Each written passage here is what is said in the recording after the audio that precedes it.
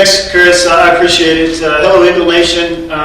Hey, guys, we're down to tonight's our second to the last football game. So, talking about some winter sports. We got basketball, got wrestling coming up. So, I wanted to kind of give a prelude and talk to each one of the head coaches of each one of those sports. Kind of give you an idea of what's coming up for basketball and also wrestling for boys and for girls.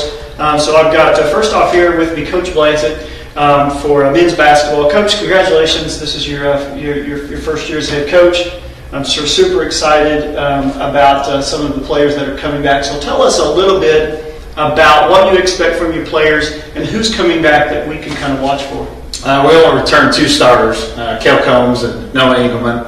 Expect a lot out of those two. Got a lot of good juniors and sophomores coming back. Got a lot of time with the JV and a little bit of varsity time. As far as the kids we have returning, we basically have two guys in Kale and Noah.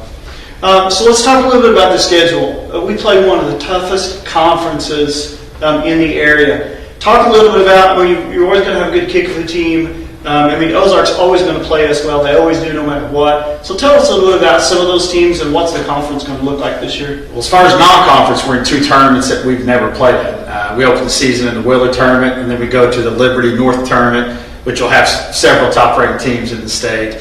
Kickapoo and Ozark and Republic, the same teams every year that we'll be battling with, and that won't change any this year. So our schedule-wise, it's usually pretty good, and it'll be pretty much the same as it is most years. Well, perfect. Well, we're looking forward to it, and again, congratulations on a great tennis season. Most folks probably didn't know that you're a tennis coach. You won districts, and so congratulations on that. That's always a big win for us. Anytime we can put our name up on the board. So, folks, Coach Blansett, Chris, back to you, and we're looking forward to basketball season this year. He is the official time clock operator, so we appreciate Coach Blansett. Looking forward to basketball season. Well, right now we're going to go back to Eric. He's got another guest in the studio, and that is our girls basketball coach, Coach Perryman. Eric, let's hear what she has to say. Hey, thanks, Chris. Continuing on, talking to some of our winter coaches. I've got Coach Jimmy Perryman here, the women's basketball coach, head basketball coach. Coach, you're a seasoned coach. Been with, we were talking about that a little earlier, been with Nixa at least 9 or 10 years. So congratulations on that. Tell us a little bit about some of the basketball jumping back here. So to have that kind of under your belt, that's a big thing. So just wanted to talk real quick. Tell us a little bit about some of the personnel that you've got coming back, some of the starters. What do we have to look forward to as far as girls basketball? Obviously we lost a really good class in our seniors last year, and then we've had some injuries with Karis and Sadie and Chloe. And so we've got Nora coming back as a starter, and then of course Lily is taking the starting role when she's coming back. But we really feel like we've got some kids coming off the bench that have some great varsity experience. And then obviously our JV group had a phenomenal year last year, and we're looking for several guys to step up. So we will be playing quite a bit of kids each night. It depends on who we're playing and what that scouting report looks like. It depends on what kind of style of play we're going to play that night. But I think there's going to be a lot of kids involved in that varsity team. Well, if you look back at some of the games you played last year, you had 2 or 3 girls on the bench that could have started. Maybe weren't as strong physically as some of the girls that started for you last year. So, nonetheless, a lot of those girls got playing time last year and saw the floor on varsity, even though they may have started JV. So, I know the girls are going to be ready. I know you're always going to have prepared. So let's talk about that. Let's talk about the schedule. We play a very tough conference. And I know you guys are playing some tough tournaments this year as well, so talk a little bit about that. I think, obviously, the COC is one of the toughest conferences for girls basketball in the state. And you're going to have to compete every night.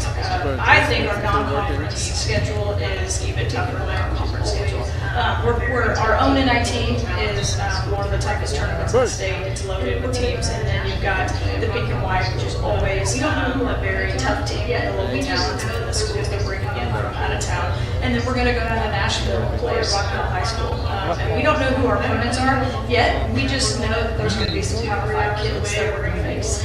And then, of course, our non-conference games. I don't play anyone locally. We're going to 2 or 3 hours away or bringing people in. And so it's a very, very difficult schedule, but that's the way we want it. We're here to prepare ourselves to get to that next level, whatever that looks like.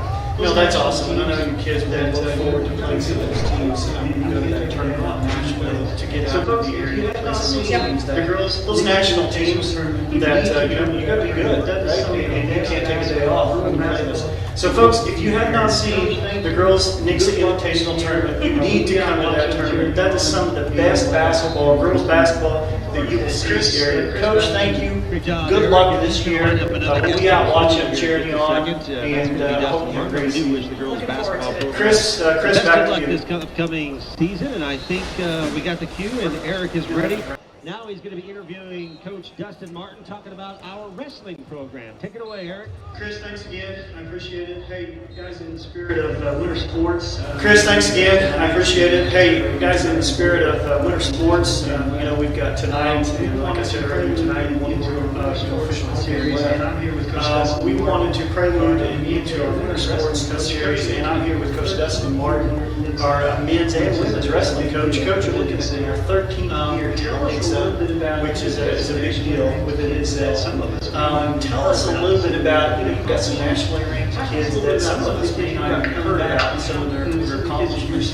Talk to us a little bit about some of the kids you've got coming back and how, some of the kids that you're super excited about that's going to wrestle this year. Yeah, for sure. On our men's side, we have senior Zan Fugit. He's ranked 11th in the country right now. He was on the World Championship team this summer, which I believe he's maybe the first or second kid in the entire state Missouri to ever be on the World Championship team. We had junior Brennan Carey win a national championship this summer, which is the first time that's happened in the southern part of Missouri. On the girls' side, we have two girls that are ranked in the top 20. We have Brittany Crahan, two-time state championships, number 14th in the country. And then we have sophomore Callie Dupree, who's ranked 17th. So we have three kids in the top 20 plus a national team. Wow, that's very impressive. And congratulations to you. And I know those kids work hard on their own, but accolades to you for putting a program like that together. One kid's can come out and do that. So let's talk a little bit about that. It's something we do. I don't know how many last several years, but let's talk about the girls' part of the wrestling. It's really growing, and I think it's really growing in this area. So talk a little bit about that. Yeah, our girls, we've been kind of leaders in the area with girls wrestling, which has been awesome. We were the first ever COC champions last year for girls. We were state runner-ups out of 177 teams in one classification. So that was a large accomplishment for us. Yeah, our participation numbers in girls wrestling, I think, is high. We have about 20 to 25 on the high school team. We've had as many as 35 to 40. Wow, that's impressive. And so, hey girls, if you ever wanted to try, I know you're not going to turn anyone down. Yeah, so we kick off junior high wrestling season on Monday. So boys and girls are welcome to come out and try it out. No, that's awesome. So let's talk a little about the schedule. We're in one of the toughest conferences, no matter what sport we play. A lot of good wrestling here, a lot of big-time wrestling in some of the schools. So tell us about maybe some of the teams that are out of the area, along with the teams in the conference that is going to be good for us to wrestle. Yeah, so we actually, unlike most sports, we don't compete within our conference very often, just in our conference tournament. Neosho's the leader there. They've won 8 or 9 state championships in the last 12 or 13 years.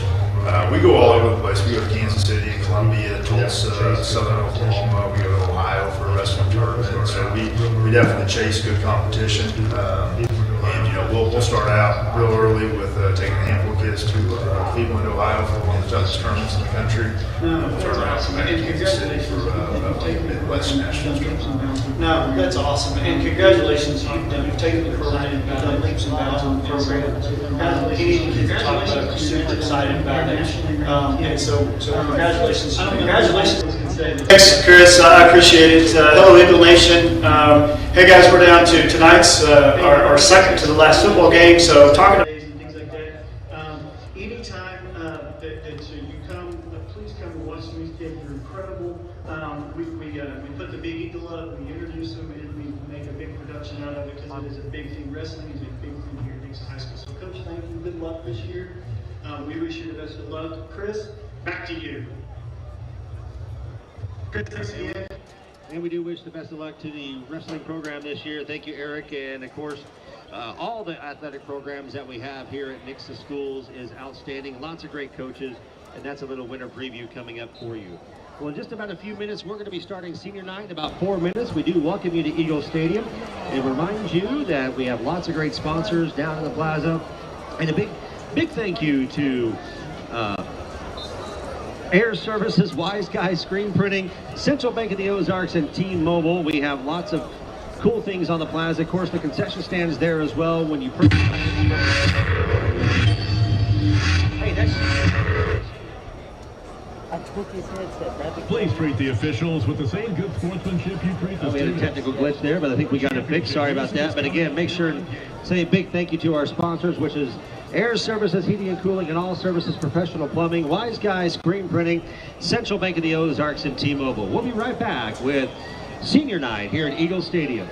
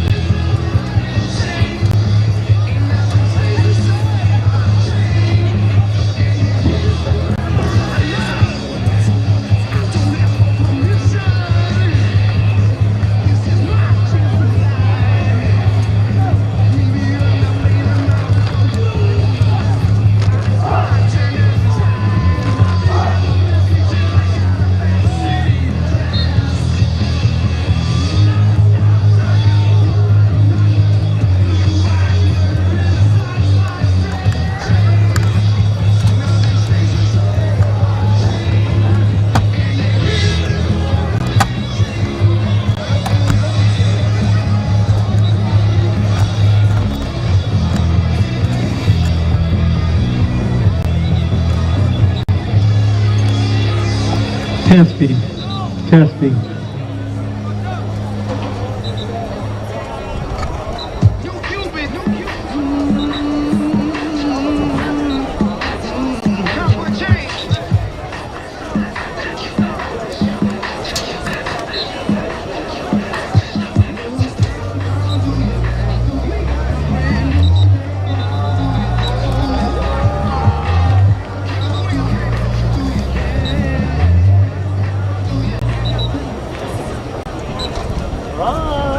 I saw that earlier.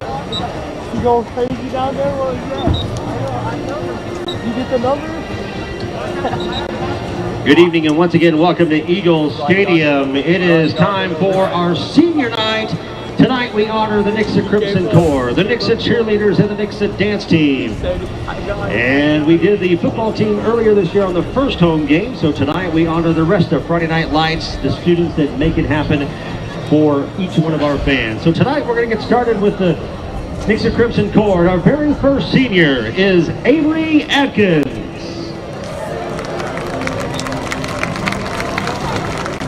Avery's being escorted by Justin and Crystal Atkins, brother and sister Wyatt and Victoria Atkins. His favorite memory was performing his solo at Bands of America Grand Nationals and performing Thorns Remain as a freshman. He plans to attend OTC for 2 years, then Missouri State University. Our next senior, Alex Arnold. He's being escorted by Danita Arnold and Shane Crawford. His favorite band memory was band booster dinners after a performance because everyone is in a very positive mood. Our next senior, Lance Bailey. Lance is being escorted by Ron and Rebecca Bailey. Favorite memory, that one performance where he wore his fibbers backwards and Mr. Finger didn't notice. After high school, he plans on attending college and a degree in architecture. And then he plans to buy a large boat to sail across the ocean with all his cousins. Our next senior is Elijah Bartels. Elijah is being escorted by Paul Bartels and Corbin Bartels. Favorite memory, making finals at the Vans of America in Iowa his freshman year. Favorite after school depends on being an architect. Our next senior, Zoe Boyd. She's being escorted by Nikki Komtowski and Naylee Boyd. Favorite memory, performing her solo at district and state. Our next senior, Colin Burnett. Colin's being escorted by Tim and Jody Burnett. Favorite memory, performing at Bands of America Grand Nationals and rooming with the boys. After high school, it plans on attending OTC for 2 years, then Missouri State for a bachelor's in accounting and a minor in computer science. Next we have Jaden Cantel. Jaden's being escorted by Brandon and grandmother Donna. Favorite memory, experiencing his first performance with Thorne Germain and feeling the emotion from the audience as the pre-show played. After high school, plans on marching with Drum Corps International for 4 years and studying music education at South Baptist University. Next we have Lydia Cheek. Lydia is being escorted by her mother Mallory Hansen and father Jeremy Cheek. Favorite memory was waking up at the crack of dawn in Indianapolis to do Tai Chi with Emma. After high school, she hopefully plans to attend OTC. Everything after, she says, is undecided. Next we have Jacob Klein. Jacob's being escorted by Jamie Klein, Sarah Beth Anna, and Marie Santa. Favorite memory was his freshman year in Iowa, getting food and raiding all the bars in downtown because they were the only places open with food that late. After high school, he wants to get into welding and travel, making money. Next we have Abigail Cover. Abigail is being escorted by Chris and Jeanne Cover. Her favorite memory was going to Grand Nationals and seeing all the amazing bands while spending times with friends and family. After high school, she plans on attending Mizzou for a bachelor in biology and future plans to be a veterinarian. Next we have Sean Combs. Sean's being escorted by Joanna Combs and Stuart Combs. Favorite memory was getting first place with a 72.95 in his first band competition at Blue Springs South and hanging with the section before the band. After high school, he plans on modeling and building satellites. Our next senior, Audrey Courts. Audrey's being escorted by Jason and Nikki Courts, and her favorite memory was hanging out with friends in the hotel room during super regionals as a freshman. After high school, she plans on attending Mizzou to get a degree in natural resources. Our next senior, Lexi Ely. She's being escorted by her mother, Shanna Lott, father Darren Ely, and stepmom Stephanie Ely. Favorite memory was the drum major retreat at Grand Nationals, where she met lots of cool people and played a game of Quack Dilly Oso with hundreds of other drum majors. After high school, plans to attend OTC and use her A+ scholarship to get a general education degree. Next we have Alan Fleming. Alan's being escorted by Scott and Maloka Fleming. Some of her favorite memories, or his favorite memories, is making finals in Iowa his freshman year for the first time. My newest one is beating Bixby in general effect in Tulsa this year at the Renegade Review and placed 5th out of 12 in very good bands.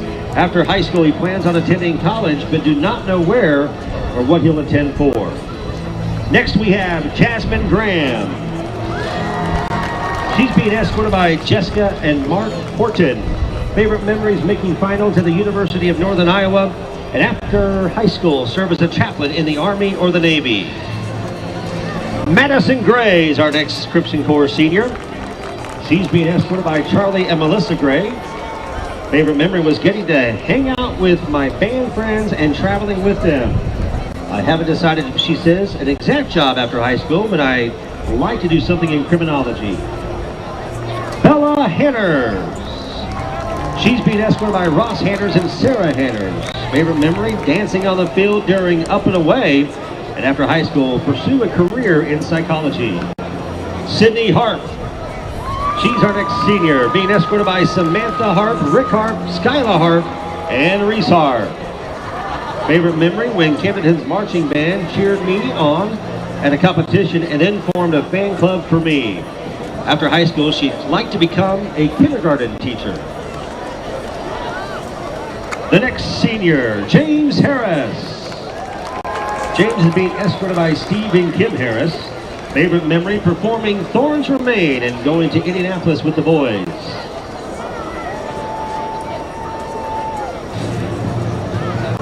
Next we have Maddie Huff. Maddie's being escorted by Jennifer and Brian Huff. Favorite memory, dressing up as Justin Bieber while singing and dancing along to his songs at 2 a.m. with his friends in Indy. Next we have Justice Jones. She's being escorted by Devin Glenn Kervon. Favorite memory, performing, laughing, crying, and being a little insane with my friends at Grand National. After high school, would like to receive a bachelor's degree in journalism and get employed into a news organization. Olivia Jones is our next senior. Olivia is being escorted by Amber and Tom Jones. Favorite memory, performing at Bands of America Grand Nationals, and after high school, plans on studying music education at Missouri State. Abigail Lord, our next senior. Abigail is being escorted by Rebecca and Joseph Malone. Favorite memory was spending time with all her favorite people and being able to experience Bands of America Grand Nationals in Indy. After high school, she'd like to pursue a biomedical sciences and human health services degree for a future in medicine. Lara Marshall. Lara's being escorted by Sierra Howell, her mother, and dad, Dan Lyle. Favorite memory, the bus ride down to Iowa and then making finals in Iowa at Bands of America. After high school, studying drawing, and it has the plans to attend Missouri State University with an art degree. Kenny Martin. Kenny's being escorted by Mac and Sonny Martin. And favorite memory was going to Grand Nationals and rooming with the boys. It was so amazing to see many impressive bands. After high school, go on a mission for the Church of Jesus Christ and the Latter-day Saints. Zeltson Mondragon Garcia. Zeltson is being escorted by Isabel Garcia, Alonzo Mondragon, and Zoe Maya Khalid Mondragon Garcia. Favorite memory, spending time with my second family at Grand Nationals my junior year. Plans on becoming a nurse practitioner and allowing her to help others after high school. Aiden Newland. Aiden's being escorted by Barbara Burns, Travis Burns, James Newland, and Linda Newland. Favorite memory, getting a concussion at Grand Nationals thanks to Hayden Fleetwood. After high school, plans on going to Wichita State University and getting a degree in aerospace engineering. Nicole Pilato. Nicole is being escorted by Madeline, Lynn, and Daniel Pilato. Favorite memory was freshman year at Bands of America in Iowa, and she asked the waiter for cheesecake, waited 30 minutes because he said yes, and then never got the cheesecake. After high school, planning on going to Missouri State University and majoring in medical imaging. Jay Rhodes. Jay's being escorted by Holly and Gary Rhodes. Favorite memory, having a breakout session with Thorns Remain and making it to finals for the first time at Bands of America in Iowa. After high school, plans on pursuing degrees in engineering and marketing and continue to play music for his community. Cassidy Sexton. She's being escorted by Jonine Tolbert, dad Daniel Sexton, and stepmom Nicole Sexton. Favorite memory, whenever my friends and I would read our special bedtime story called Go to Sleep before going to bed in our hotel rooms. She says she plans on becoming a foreign service officer and traveling the world. Rachel Shores. She's being escorted by Chris and Megan Shores. Favorite memory was walking downtown in Cedar Falls, Iowa at 9 p.m. looking for food with her friends when they went to Bands of America Regionals at the University of Northern Iowa her freshman year.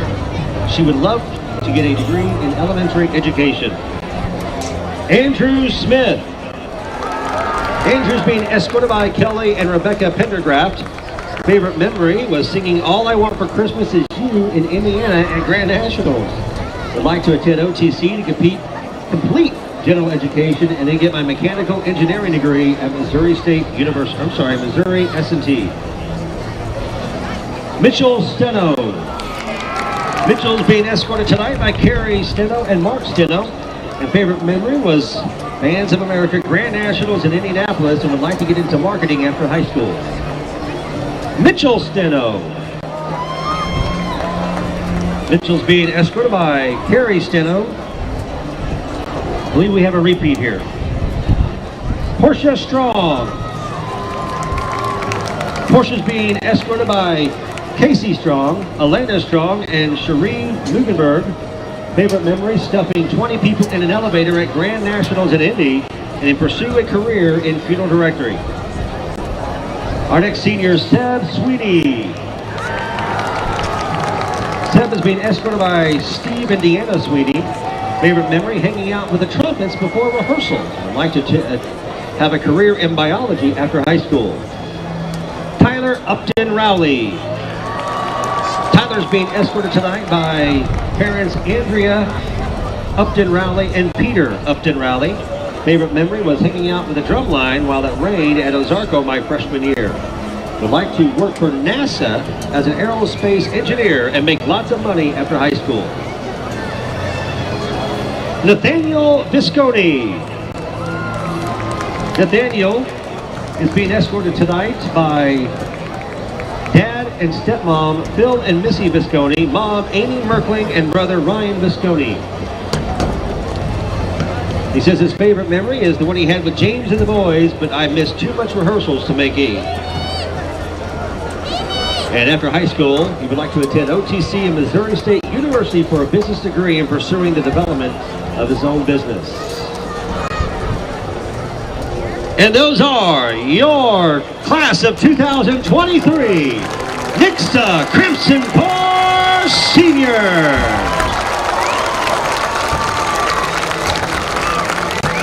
By the way, we also want to say a special thanks to all the parents and grandparents who helped their kids stay in the band program for so many years, so many practices, so many trips. And we hope you, the class of 23, enjoy your trip to Hawaii this year.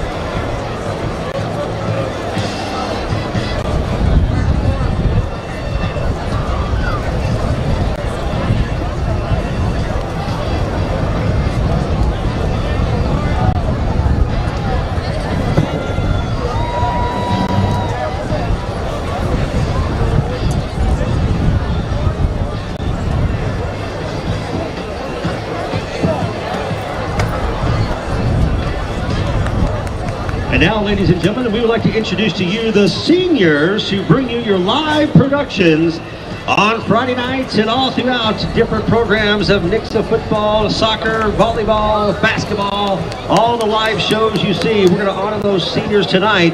And our first one is Connor Avens. Connor's being escorted by Sarah and Matthew Avens. Favorite memory, being on the team and doing the camera and PTZ work. After high school, plans on attending college but undecided on a major at the moment. Our next senior is the voice of the Eagles, Nate Purrier.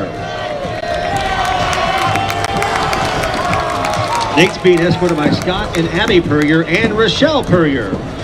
Favorite memory, being on the call for the final moments of this year's historic victory at Carthage. And plans on attending college but undecided on a major.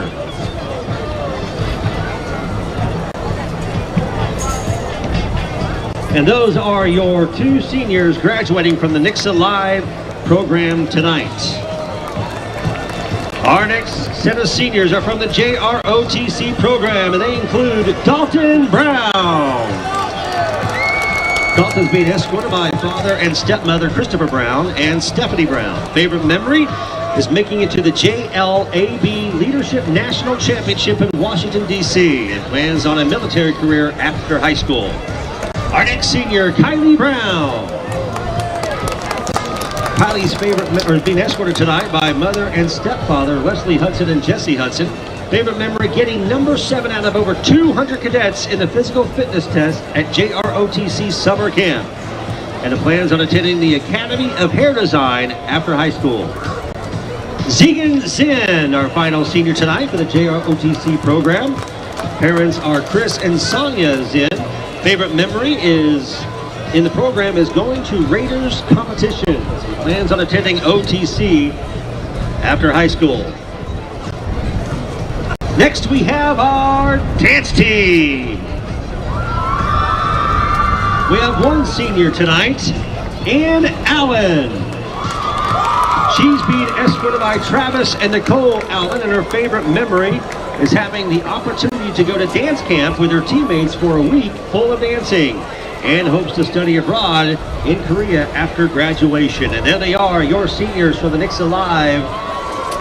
The Nixa Live, the JROTC, and of course, the dance team. And now we're going to keep moving right along to our cheer team.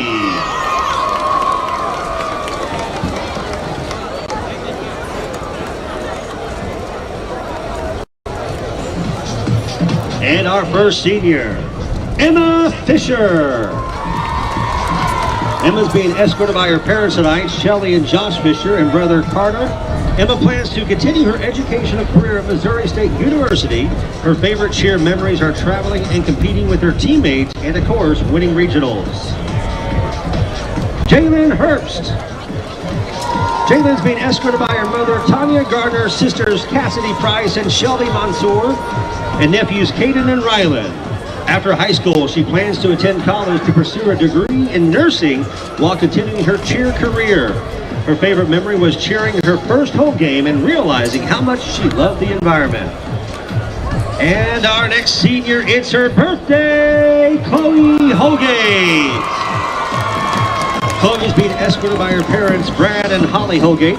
After high school, she plans to attend OTC and finish her bilingual degree in Spanish and pursue her degree on becoming an elementary school teacher.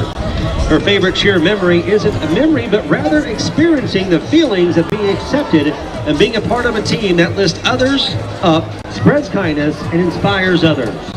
She'd like to thank her coaches and teammates for welcoming her and making her experience at Nixa nothing but amazing and full of love. Our next senior, Alex Johnson. Alex is being escorted tonight by her parents, Brandy Hill Johnson and Felix Johnson, and her sister, Alina. After graduating, she plans on pursuing a career in nursing, and her favorite memory is winning regionals 2 years in a row. Maddie Lister. Maddie's being escorted tonight by her parents, Kelly and Robert Lister, as well as her brother Riley, and after high school, plans on pursuing a degree in either dermatology or criminology. Her favorite cheer memory is winning regional in 2021, knowing her team hit a once-in-a-lifetime routine. Our next senior is a co-captain, Cassie McKee. Cassie's being escorted by her parents, Mary Chris McKee and Rob McKee, as well as her brother Kyler. She plans on attending Missouri State University after graduation, and her favorite cheer memory is singing Pitbull on the bus ride back from winning regional. And the other co-captain, Caitlin Monig. Caitlin's being escorted tonight by her parents, Michelle and Gabe Monig, and her brother Quentin. Caitlin is attending the University of Missouri after graduation, and her favorite memory is playing Just Dance in the hallway at camp over the summer. Ryan Nielsen. Ryan's being escorted tonight by her parents, Wendy and Lance Watson. Ryan plans to pursue a degree in nursing, and she also plans to pursue travel nursing while attending med school to be a neurologist. Her favorite memory was her first cheer camp in 2016 when she found out another room of cheerleaders had broken their bed frame from flipping on it. Bree Richmond. She's being escorted tonight by her parents, Stacy and Tony Richmond, and brother Bryce. Bree plans on continuing her education at the University of Arkansas in Fayetteville, and her favorite cheer memory is senior cheer camp and winning regionals. And our final cheer senior tonight, Kayla Watts. Kayla's being escorted tonight by her parents, Heather Watts and Benjamin Watts, and her sister teammate, Kelsey. Kayla plans on attending a 4-year university after graduation and pursue a degree in nursing. Her favorite cheer memories are cheering on the sideline at Friday night home games and winning regionals. And there they are, your senior cheerleaders. And the dance team, and JROTC, and the Nixa Live team. Give them one more round of applause for our class of 2023. And again, a big thank you to all the parents and grandparents and friends and neighbors that carpool and bring kids to practices, to competitions, and support the programs in many, many ways. And there they are, your seniors for this year's senior nights.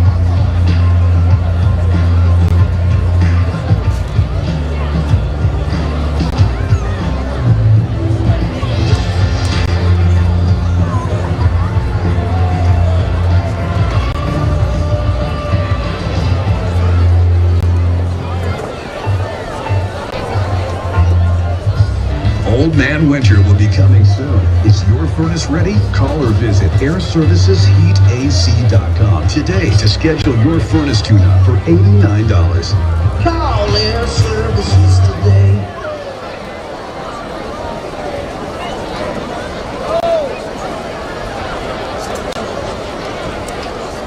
Hey, don't forget, we do have a project graduation 50-50 happening tonight. Of course, the proceeds do benefit the class of 2023, and you'll find them selling tickets out in the plaza and throughout Eagle Stadium. Also, the band boosters have kettle corn for sale tonight, so you can make sure and get some of that kettle corn and support those Nixa Crimson Corps members. Also, next week, or 2 weeks, actually next week, I'm sorry, it is time to can the Tigers. It's our annual partnership with Least of These. And the district with the most donations will get the can trophy, and the winner will be announced at the Ozark game on Friday, October the 21st. Now, you can donate cash, or you can donate all kinds of items, like canned food items or non-perishable items. And once again, if you can also text your information to 417-216-6440, but make sure you just look up Can the Tigers, and let's help support our student council and cheerleaders and bring that trophy back to Nixa. Well, ladies and gentlemen, I'd like to direct your attention right now to the track near the 50-yard line. You'll see a whole bunch of our Nixa teachers. Well, today we honored Nixa High School was recently awarded the National Blue Ribbon by the U.S. Department of Education for being an exemplary high-performing school. The National Blue Ribbon Schools program was started in 1982 and recognizes public and private elementary, middle, and high schools based on their overall academic excellence or their progress in closing achievement gaps among student subgroups. The Covenant National Blue Ribbon School Award affirms the hard work of students, educators, families, and communities in creating safe and welcoming schools where students master challenging and engaging content.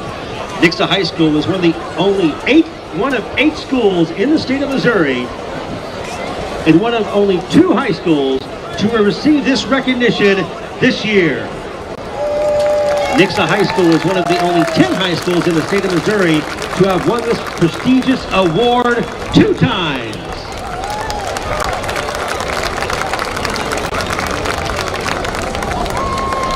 Tonight, we would like to recognize the faculty and staff of Nixa High School. Our success as a high school would not be possible without the work you do every day. Your dedication to our students and community is inspiring.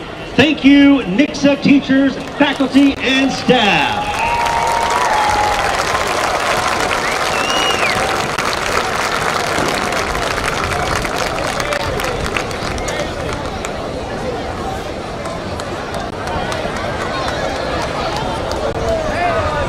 We also would like to thank all of the Nixa High School students for all the hard work that they do. Please give a round of applause to all of our high school students as well within the Nixa High School programs.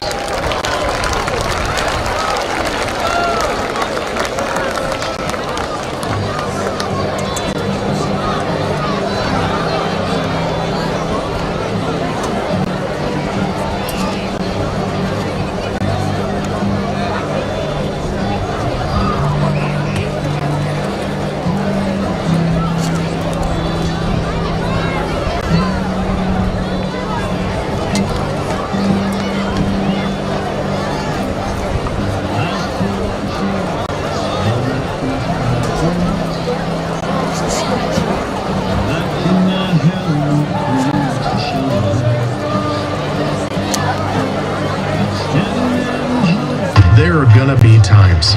Times when you hit the ground running, and times when you just hit the ground hard. Mercy is ready for all of it. With specialists who not only have a heart for athletes, but for the people who support them. So when you have a health challenge to overcome, choose the team that considers every one of your victories one of ours. Find your Mercy provider at mercy.net/victory. That's mercy.net/victory. Mercy, your life is our life's work. Everything's installed and up to date. You really know your job. Well, we have weekly training, on-site trainers and tech labs, plus knowledge testing. I felt proud just learning how to make an Excel spreadsheet. We make sure all our techs are trained to work on any brand of equipment. You guys are like HVAC gurus. Learning is a journey of inspiration, forever traversed through one's mind. You learned that in your class. Fortune cookie. Call or visit airservicesheatac.com today to schedule your furnace tune-up for $89. Once again, we want to welcome you to Eagle Stadium tonight. If you're not here and know somebody that would like to watch the game, they can check it out on our YouTube channel, the Nixa Schools YouTube. We have our live production team that is ran by students, operated by students, and they do a fantastic job each and every Friday night, along with other sports such as soccer, volleyball, basketball. They work hard to bring lots of live coverage, so we appreciate the live production from our students. Before we do tonight's national anthem, we always want to make sure that we recognize our first responders and our former and active military personnel.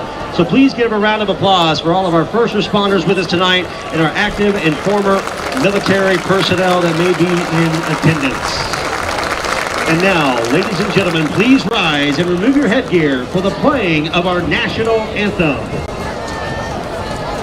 Tonight's color guard, representing the Nixa High School JROTC, consisting of cadets Seth Coker, Bryson Osborne, Haley Anderson, and commanded by Cadet Sergeant Major Olive Cochran.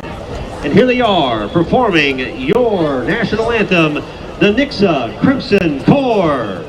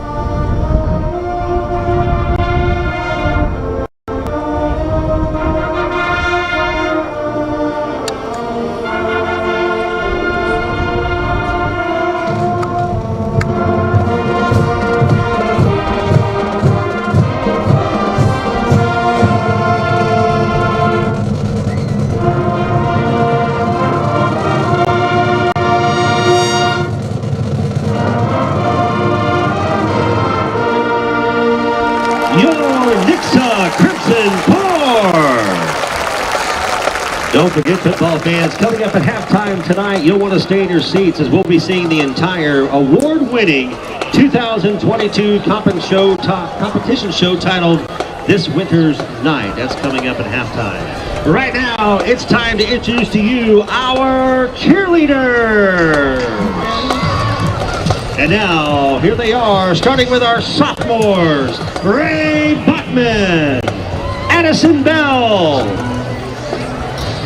Do it again, let them get in line. Try it again, Ray Buckman, Addison Bell, Gina Curry, Kendall Radford, Kendall Young, and now our juniors, Kinga Binga, Abby Burrows, Kaylee Cheney, Addie Harmon, Cadence Harper, Brooke McElroy, Lexi Reynolds, Genesis Tovar, Kelsey Watts.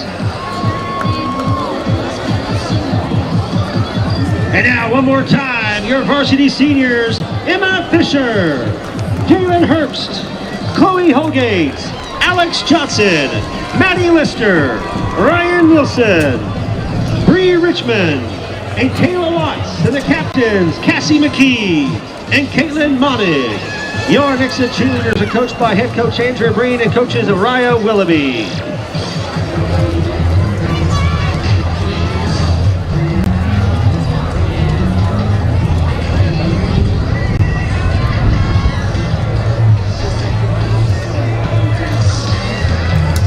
During the fight song tonight, when the Nixa Eagles run out of the tunnel, you'll see some extra red shirts.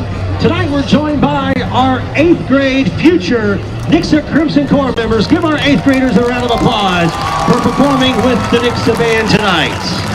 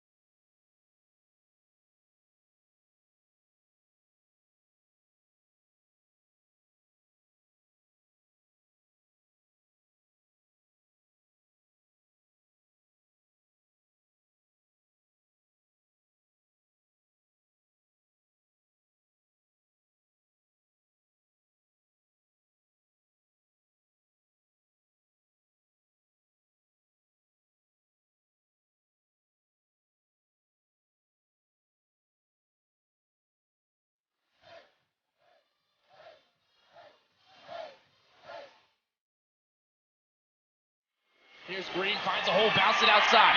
Makes a man miss. Oh, good.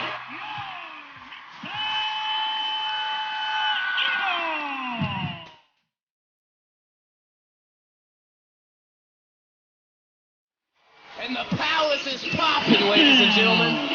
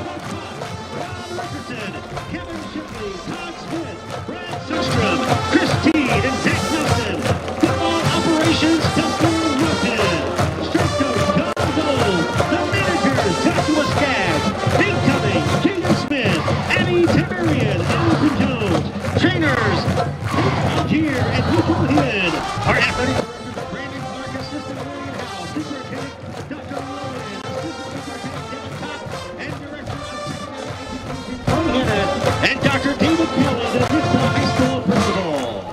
We do want to welcome the Republic Tigers to Eagle Stadium tonight. They are coached by head coach Ryan Portalson. It is a Friday night football game about to get underway right here at Eagle Stadium. And coming up in just a few minutes, we're going to have the coin flip and the kickoff.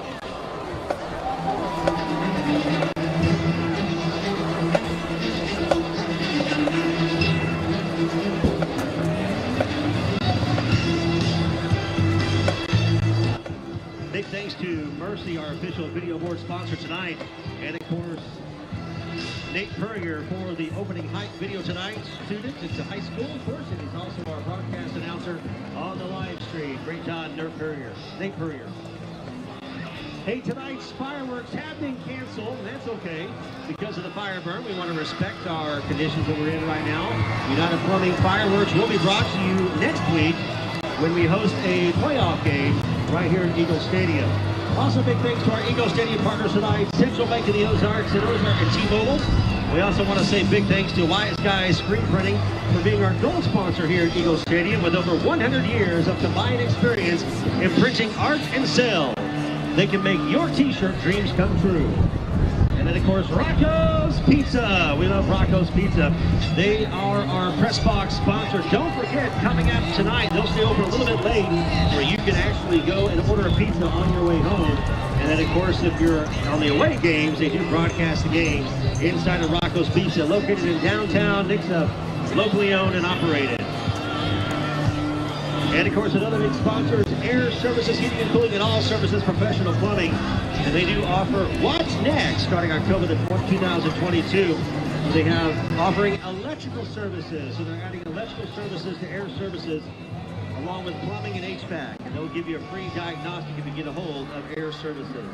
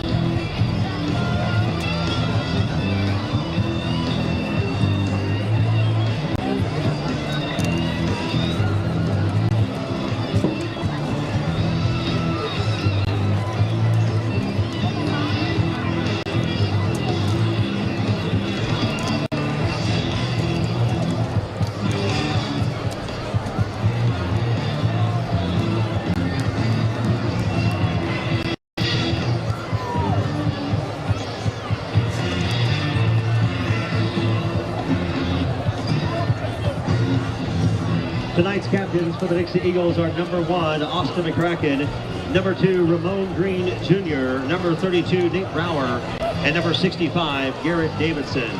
Captains for the Republic Tigers varsity football team are number 1, Gunnar Ellison, number 2, Andrew Burgess, number 3, Cooper Douglas, and number 4, Avery Woodman.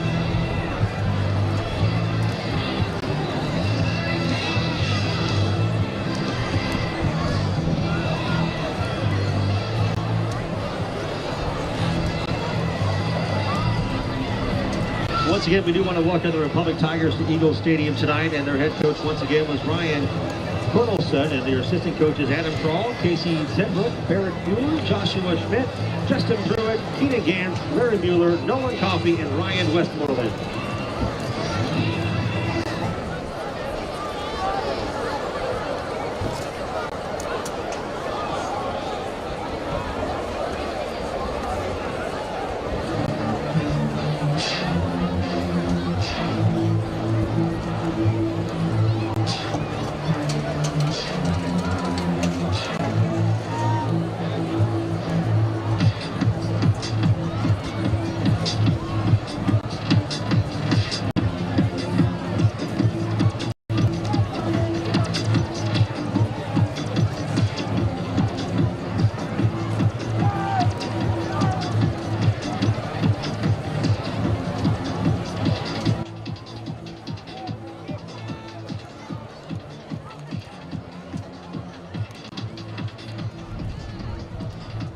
Nixa won the toss.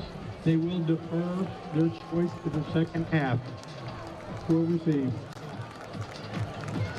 Well, football fans, it's Friday night. It's the perfect weather.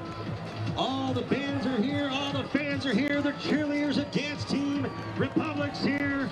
It gets no better than tonight's big Central Ozarks Conference matchup. It's your Nixa Eagles versus the Republic Tigers. What do you say, football fans? Are you ready for Friday Night Football?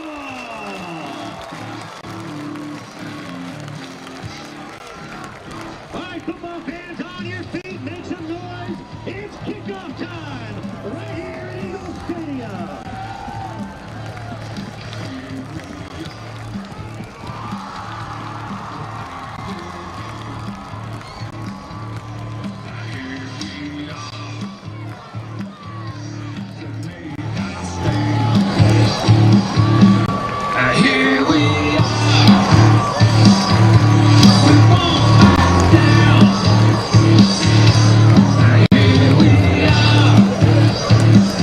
So the Nixa Eagles kick it off to the Republic Tigers. There he is, the senior, Caleb James.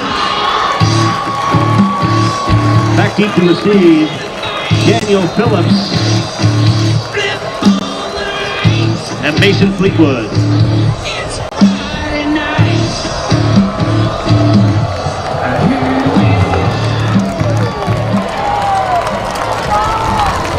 And it is a Caleb James touchback. So it'll be 1st and 10 for the Tiger offense starting on the 20-yard line.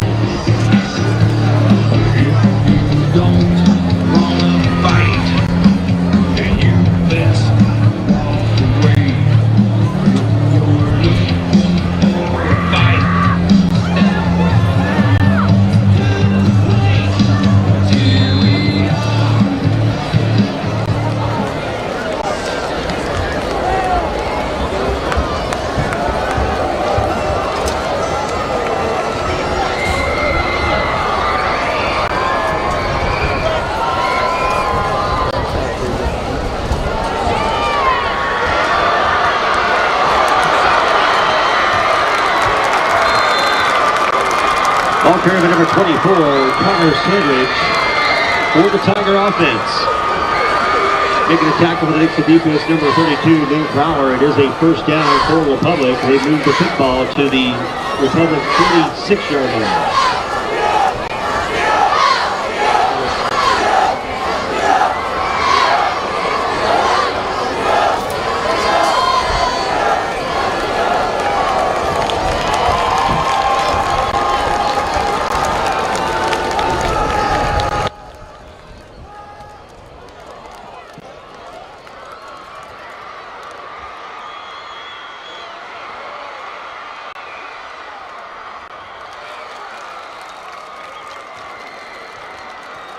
Ball carried by number 1, Gunnar Ellison. Making a tackle is number 9, Spencer Ward. It is a first down for Republic as it's 1st and goal from the Eagle 2.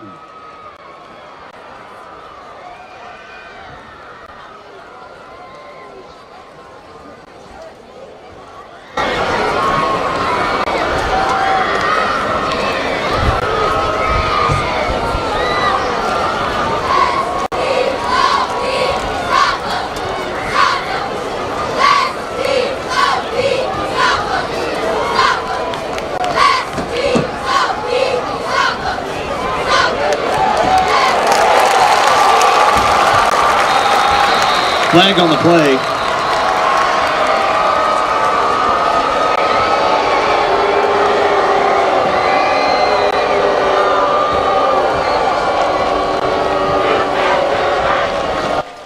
Looks like the flag's gonna be on the Eagles for face masks, so that'll help the Tigers out even more and not what the Eagles need here after giving up 2 very big plays here early. Personal foul, face mask, defense, half the distance to the goal. So the Tigers in a position they couldn't have possibly dreamed of right now to start this one off. 3 plays and they're inside the 5.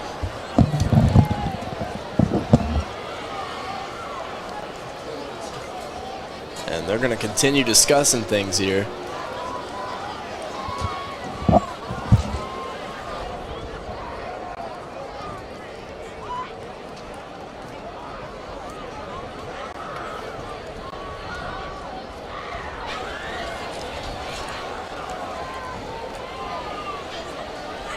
Well, we've gotten word of some technical difficulties. Not sure if so or not, but in case so, I mean, we've been here the whole time, but welcome to the Palace. We've got Nixa and Republic going at it here. Republic, a very big underdog team here, putting the Eagles on their toes here early. Connor Sandridge rumbles his way to the end zone, and that side of the field is on their feet. We were saying it pregame, Nate. This could be a trap game for this Eagles team. That is all we talked about before this one started. This Republic Tigers team, 4-3, but the record does not show what they're capable of in this game. I mean, this game could very well be a trap game, and well, look right there. I mean, the Republic scores on 5 plays in the first drive of the game. And Connor Sandridge is running like a bowling ball right now. He came to play. Wow, what a drive set up to start this game for the Tigers. And we can hear the student section from up here in the booth. Wow, yeah, they are loud.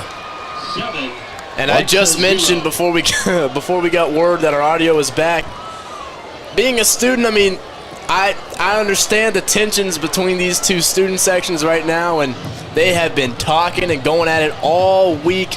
Both these teams have been super pumped to play each other since that Joplin game. I mean, this is the only team left on the schedule that really, you know, looks like they could perform an upset. And we've got a good start to that ending here early. I mean, that is not what you want to see. No, it is not, but now it's time for Nixa to try and respond here. I mean, one thing you got to realize is that, especially at this point of the game where you're at, you don't need to freak out right now. What you got to do right now is just get ready to go out your drive, run your plays, run your style of football, and just head out and do you. Because right now, this is where if you freak out, you're going to lose the game before it starts. So, a short squib kick here. Kranz will fall on it. And the kick is recovered by the Nixa Eagles. So, 36-yard line. That gives Connor Kninsel and his Eagles offense an opportunity to respond after that Eagles defense was completely stunned, and I think this entire side of the stadium was stunned after that drive. Yeah, the air has left the building on this side of the on this side of the field. So, we've got Ward and Wildcat here. He'll take the direct snap. He bounces off a man. Spencer Ward.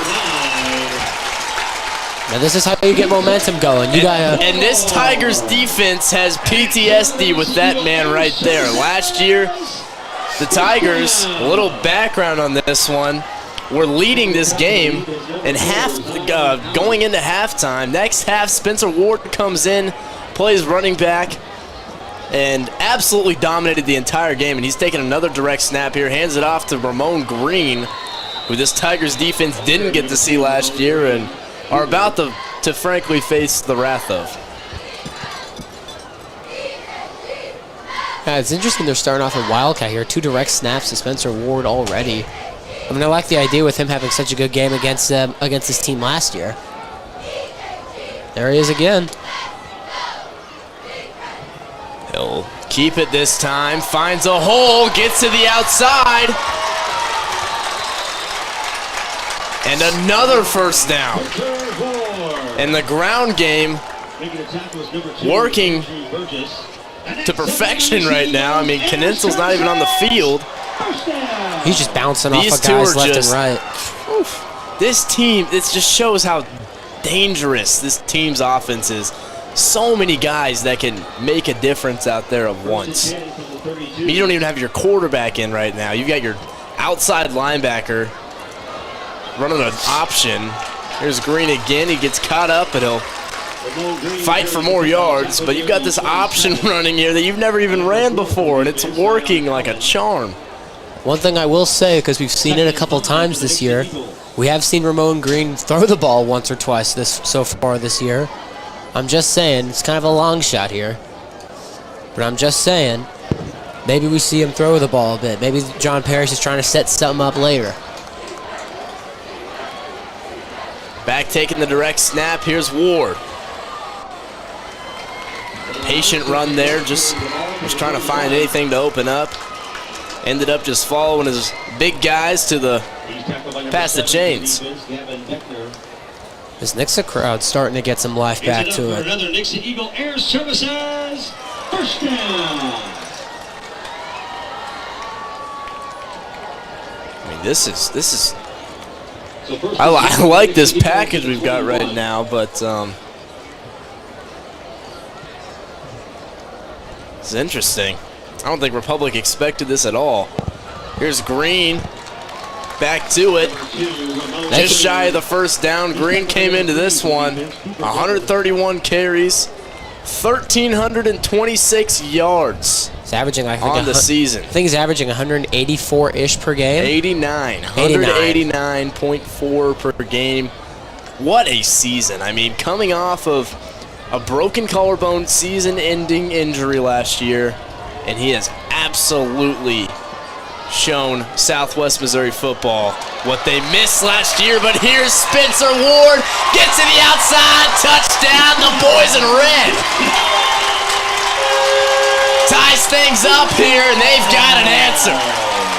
And that right there just shows you the speed of Spencer Ward. When he finds a hole outside, you're not going to catch him. Great play, and the Eagles are back in it.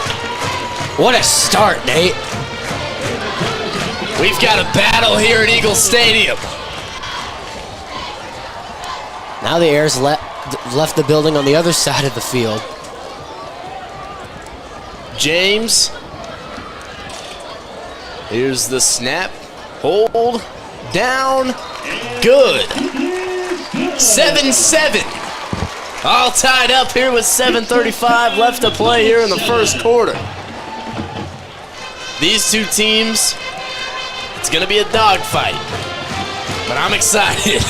It's going to be a good game, especially after these first 2 drives. It's looking like a good one. Well, we've got a little bit of time here to talk about what you guys all missed at the beginning of this game. Both talk about these teams a little bit. Nixa coming off a big blowout win versus Willard at Willard. 63-18, the final in that one. Domination. I mean, yeah, domination. I mean, it was expected in that one though. Willard hasn't won a game all year, but at one point that game wasn't it tied at one point? It was close at one point. Willard got the ball 2 drives in a row after what was it, a muffed kick? Yeah, something like that. But Nixa ended up running away with that one. And then Republic coming into this one off of a win against Branson. Final in that one, 33-22. And we were talking a little bit. I mean, this team's statistics and records do not show what they're capable of. They like to play to their opponent's level. I mean, they can play with Nixa, they can play with Webb City, they can play with Joplin and Carthage. And they should blow out these teams like Branson, like Willard, but they tend to come down and play to the level of those guys. I mean, so it really just depends on the night. And right now they're off to a great start. They've got another chance to put some more points on the board here. Yeah, they do, Nate. I'm excited to see what they're going to come out here. This team, really great running game. I mean, this is just such a good team that, like you said, plays to the level of their opponents. We'll see what they do here. Woods in shotgun. He's going to keep it himself. Ooh, he got hit hard there by Spencer Ward. Ball carried by number 5, the quarterback Wyatt Woods. Spencer Ward laid the boom. Yeah, look at this hit right here. And I mean, he's back. Boom. He just got done score on you guys. Now he might as well just kill you. Wow. Still a 6-yard gain, but man, what a hit right there by Spencer Ward.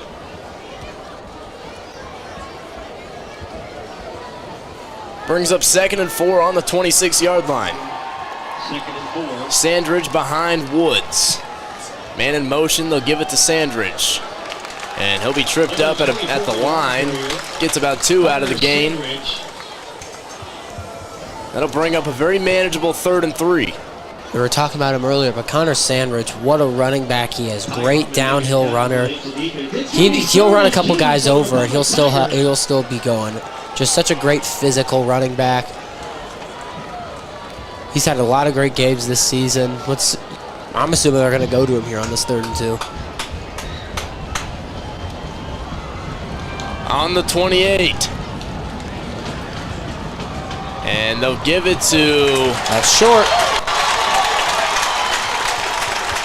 It was Cannon Kroll who got the call and ended up coming up short. Yeah, if you're Republic, you're not punting this. You're crazy if you're punting for this because it's 4th and inches at this point. You have a great running game. It's 7-7. It's a big game. There is no reason why you shouldn't go for this right here. Well, let's hope that's the case because if they don't get it here, there it is. And Woods blasts his way to move the chains. Woods only a junior. Didn't really see much of him last year as they ran kind of a bit of a different package. Completely different quarterback, but he has proven to these coaches that he deserves the starting position this year as a junior. You know, it'll be definitely exciting to watch him more, especially next year, as where they're going with this team. Definitely a team that's still, I think, trying to find where they really are in this. Like you said, they can compete with the bigger teams of Nixa, Webb City, Carthage, all that, but we'll see what they do.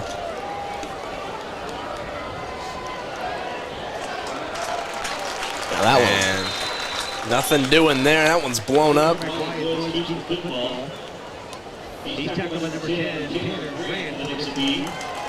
And this D-line, this defense in general, we've talked about them a lot. This is a really, really solid defensive unit for this Eagles team. Ranked 3rd in the COC in points allowed per game. Only allowing around 20 points per. I mean, this defense is just great all around. And this offense is going to have their hands full. 2nd and 8. Woods hands it off to Sandridge here, trying to bounce things to the right side. Sandridge, the ball carrier for the Tigers. Looks like they were sending, who's that, Ty Hartman? Good gain of about 6. It looked like they were sending Hartman on a blitz out there. He just lost contain there. He's able to bounce to the outside, get a couple of good yards, sets up a 3rd and short.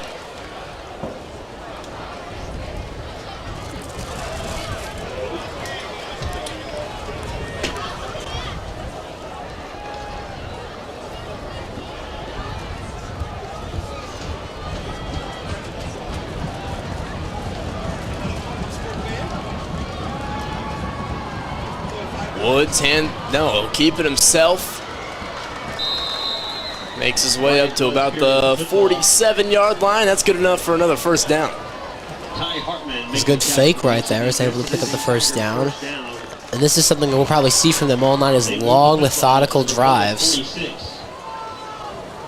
Run-heavy offense. That's what I'm expecting them, is just long drives, trying to end in touchdowns. try and wear this defense out.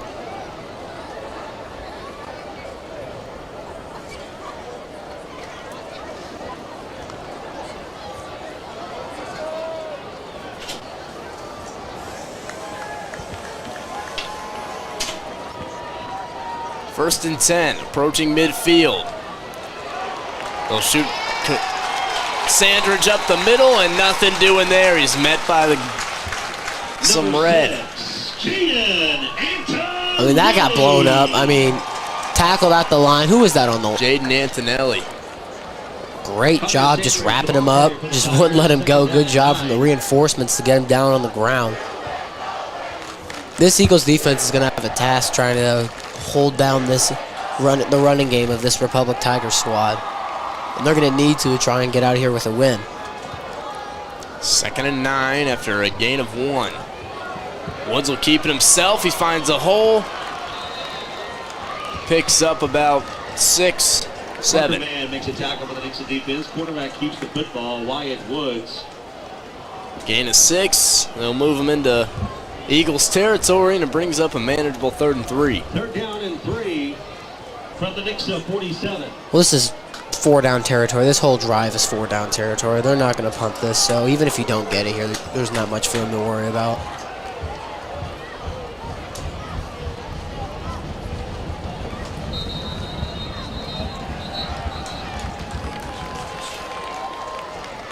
First charge timeout, Republic. Republic will take a timeout here. 1:48 left in the first. We'll be back. We're going to take a break. Touching hand, reaching out, touching me, touching you.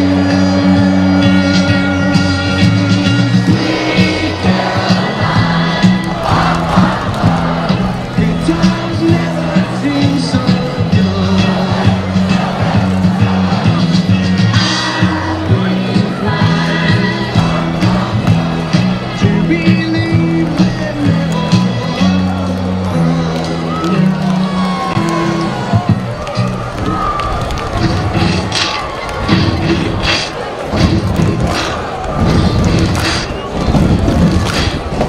Third down and 3 for the Republic Tigers. Ball marked on the 47.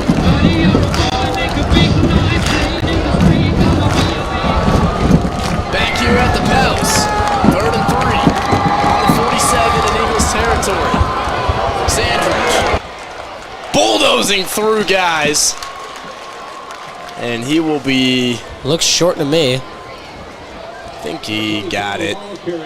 This might be my view, but... Yeah, it's pretty close. They're going for it anyways. We'll bring the chains out there. We'll see. Timeout. We'll bring out our chain gang.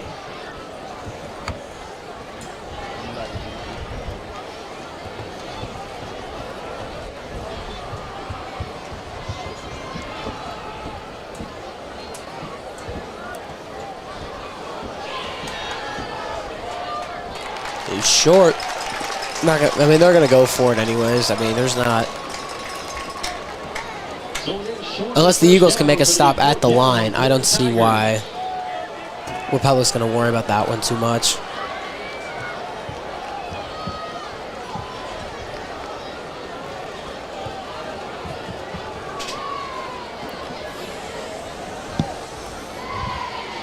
So 4th and 1.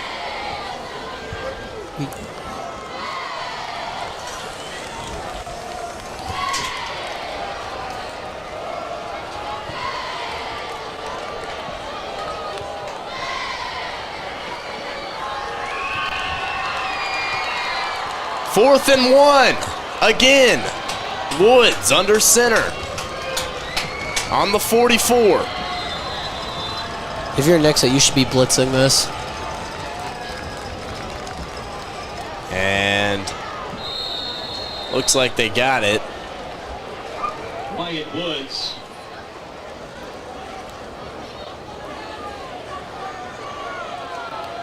First down. Yeah, they got it. So Republic keeps this one alive. And they are slowly but surely marching down the field. Just a long, slow, methodical drive being put together here by Republic. Just trying to wear down that defense.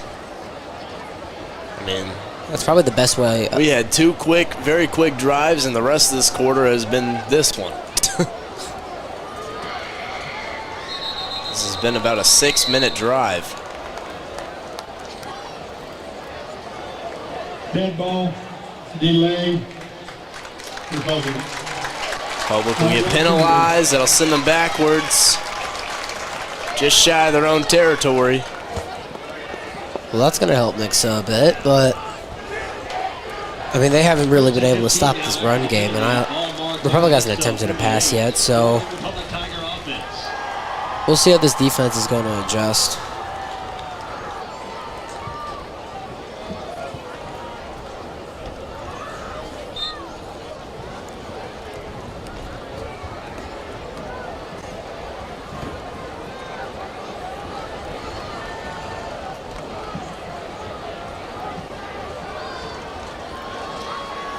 So 1st and 15 here, and that one's blown up from the get-go. Woods brought down behind the line. He's a senior. Corbin Speaks wasn't fooled by that one. They tried to do a fake handoff and a quarterback keeper again. He was not fooled by that one.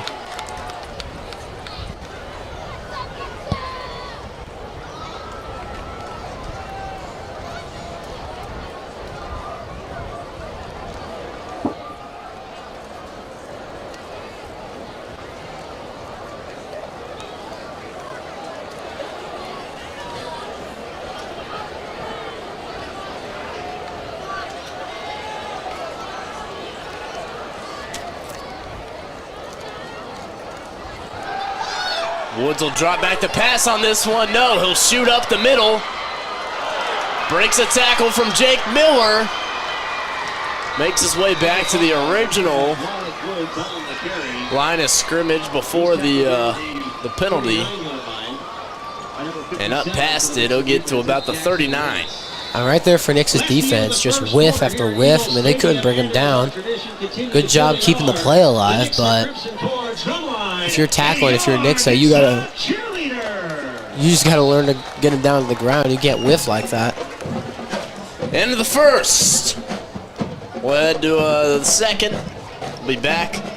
We're gonna take a break.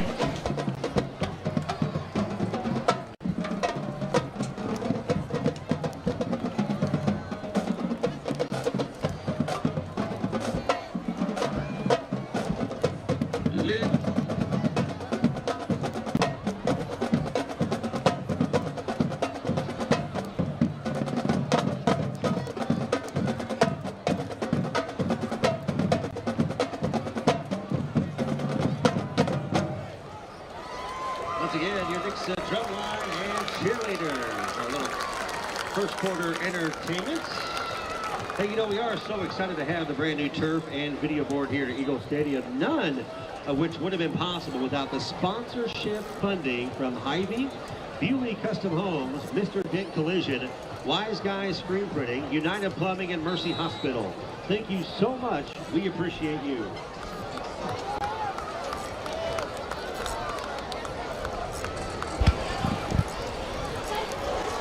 Back here in the second quarter. Number 5, Wyatt Woods. First play of the second is a carry by Woods. He's tackled by a lead to 3rd and 5. Jaden Antonelli. I'm interested to see if Republic's going to go for it again.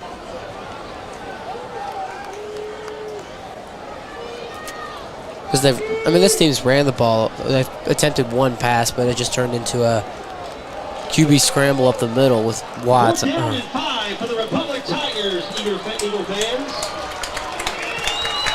With Woods, my bad. Woods will roll out right on the play action. Dumps it off. They'll get the first down. It was Dean Markham, the big senior tight end. I don't think Nixa was ready for that play action. I think when they saw him go outside, Woods go outside.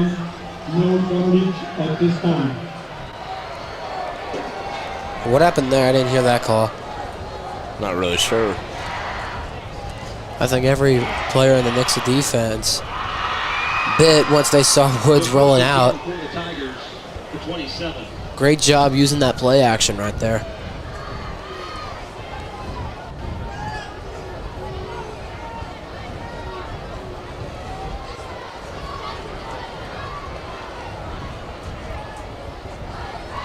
Woods on the gives it to Sandridge on the handoff.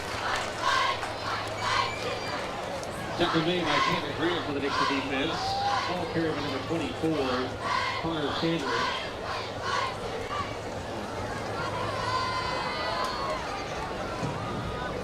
Second and 7 at the Nixa 24.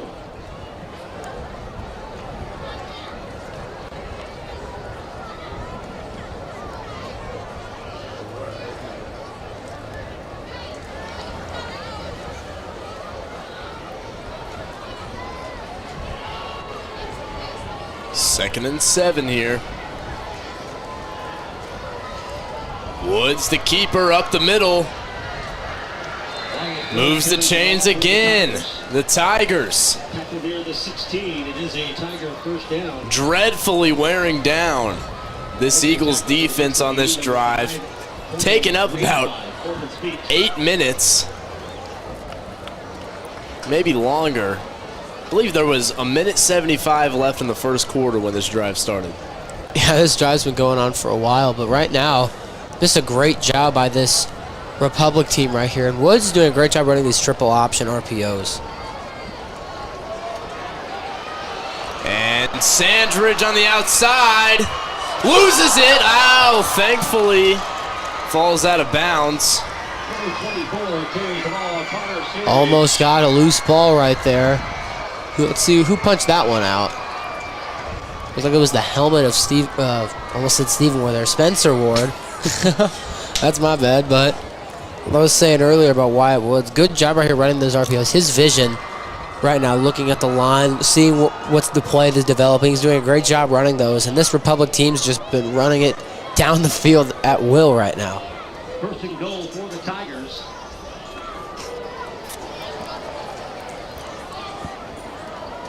That's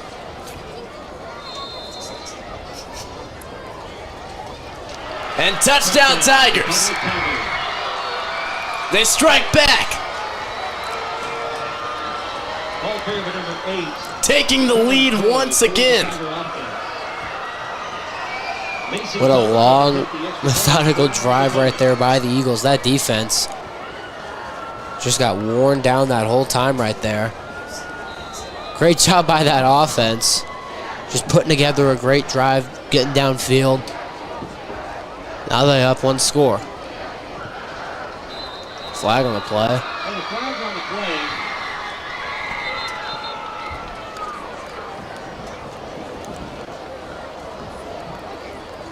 Ryder Davis sent it to the uprights. Encroachment defense. Encroachment on Nixa, so Half the distance, retry. will that be on the kick? Correction.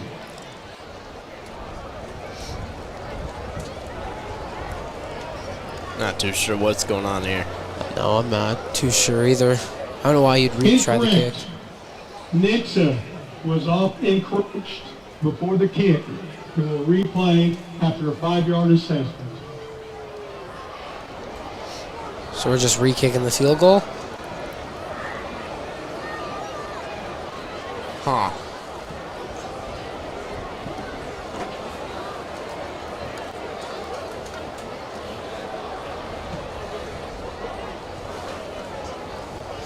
Yeah, I'm not really sure why you would kick it again.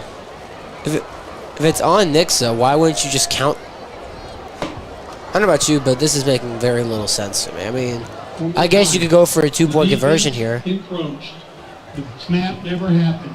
We'll replay the try. Okay. After half Okay, the encroachment, distance. that makes sense. I'll give you that, but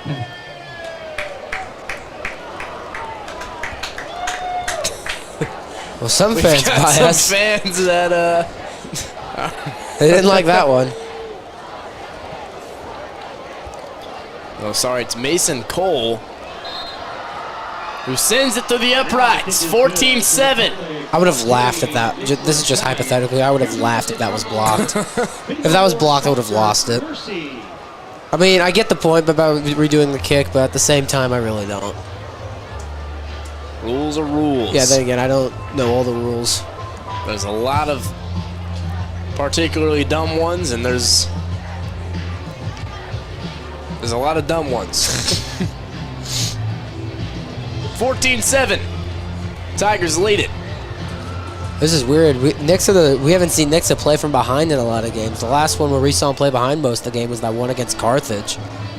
That was the last real game. They were behind the whole time, but Republic's making the Eagles fight for it. Yeah, and it's really this. I mean, it's really this whole combination of long drives. I mean, Nix's offense is going to get on the field here, and they're either going to score quickly or they're going to give up the ball quickly. And Republic, I mean, with this offense they run, they just dominate time of possession, keeps things close unless they turn it over. I mean, they can't really let things get away from them. So if they can keep up that that rushing attack, oh boy, we should see a really close one. That ball's down inside the 10. Yeah, like you said, like this Nixa offense is so explosive. They might score in 2 minutes. Well, I'm confused. What just happened? Hit Spencer's hands and it rolled out of bounds. Whoa. That one, I do know why that happened. But I mean, Nixa could score in 2-3 minutes, but with the second the Republic offense gets on the field, you know it's going to be a long, methodical drive. Start things off here. 1st and 10 on the 7.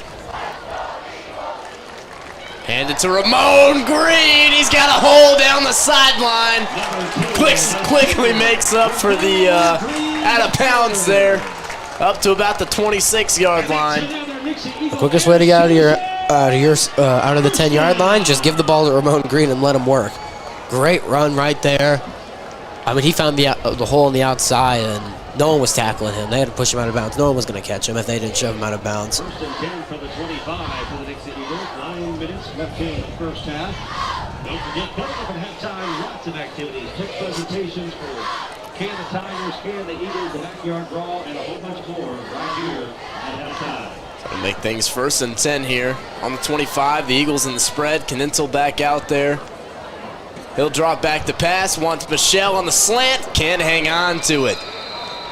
Rylan Michelle, the leading receiver for this Eagles offense. 429 yards on 27 receptions here in Week 8.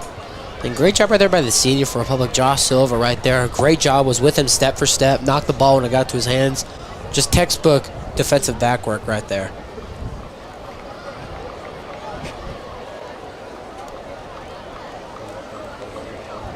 And they'll give it to Green here again on 2nd and 10. After the incompletion, he'll make his way up to about the 5.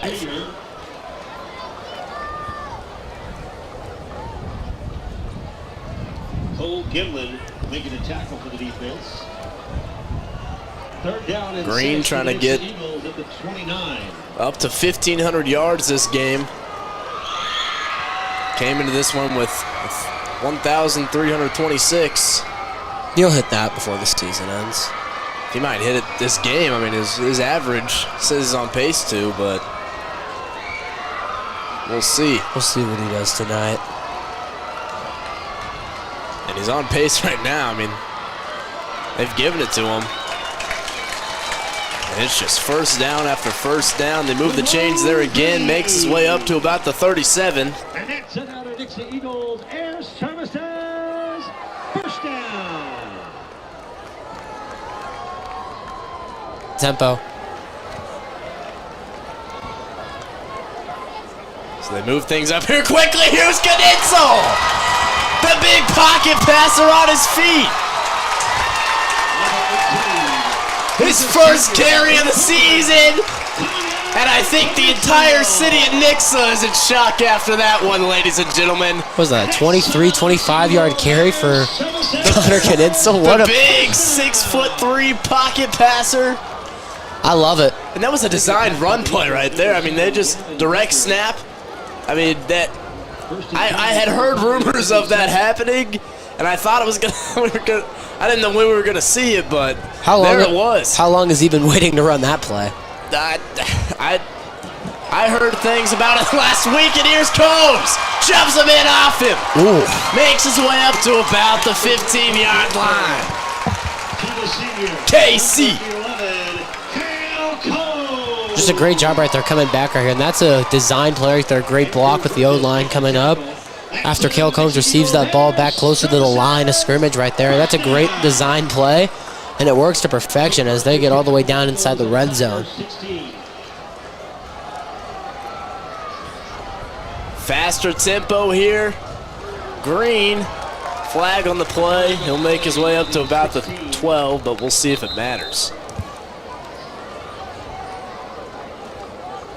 We'll see. If I had to take a guess, that's probably going to be on the Eagles, if I had to take a guess. Yeah, they're moving back. Holding, Nixa.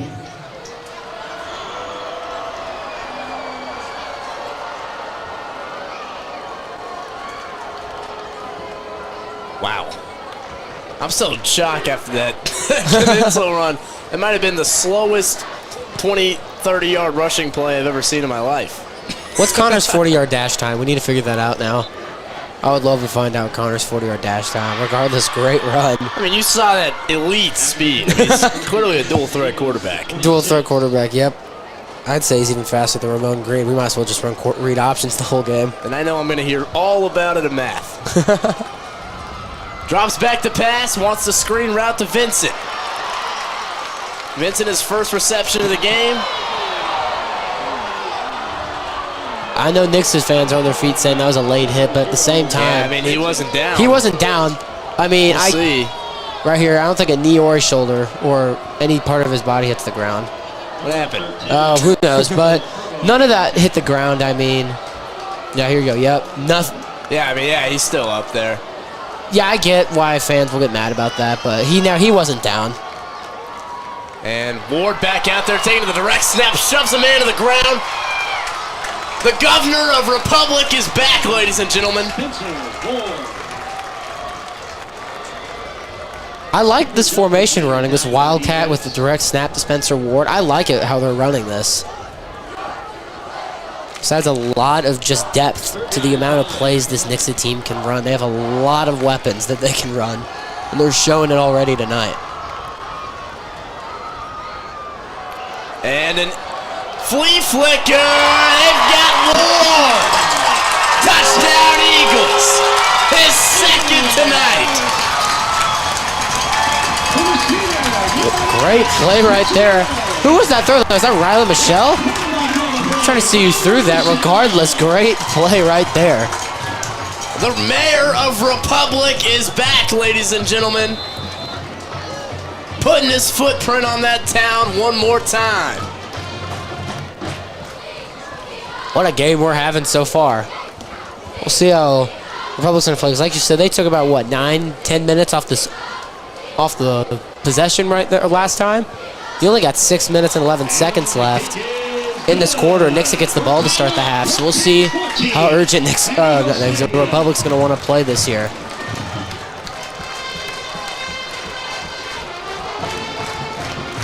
All tied up.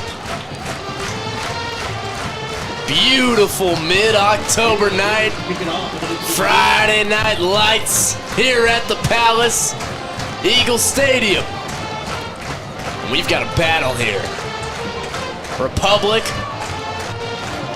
looking to upset the undefeated 7-0 Nixa Eagles at home. They're going to get a shot at another drive here with 6:11 left to play in the first half, and they'll probably take up all of that time. I don't doubt it. If Nixa doesn't allow any big plays down the field, there's no way they won't take all the time up.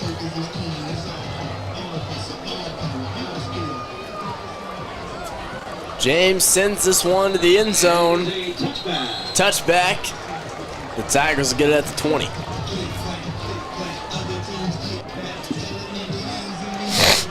It'll be interesting to see how they play this, but right now, the key to this Eagles team is just trying to stop the runs currently up the middle. I mean, they're getting beat up the middle. They've been getting beat there all game. Connor Sandridge has just been having a great game. Wyatt Woods is having a great job running up the middle. I mean, they're going to have to try and lock down that run game up the middle to try and have a chance at trying to stop them. Because currently these Tigers are 2 for 2. Start things off here, giving it back to Sandridge, coming off a touchdown last time around. Rumbles his way up to about the 34-yard line. And that man just refuses to go down. Breaks tackle after tackle. Great run right there from Connor Sandridge. I mean, he has always been just the most physical runner you will ever see. I mean, he might be the most physical runner in Southwest Missouri, quite possibly. But such a downhill runner. I mean, he won't get tackled at the line. He's going to run over a couple of guys. He'll get in the secondary almost every time. I felt the wrath of Connor Sandridge back in 8th grade. How'd that feel? Not great. Just say that. You've got about a 120-pound safety back there all by himself, and a 160-pound 8th grader is running at you full speed. Ouch. Use your imagination. Things didn't go very well for me that game. That's why I'm up here and not down there.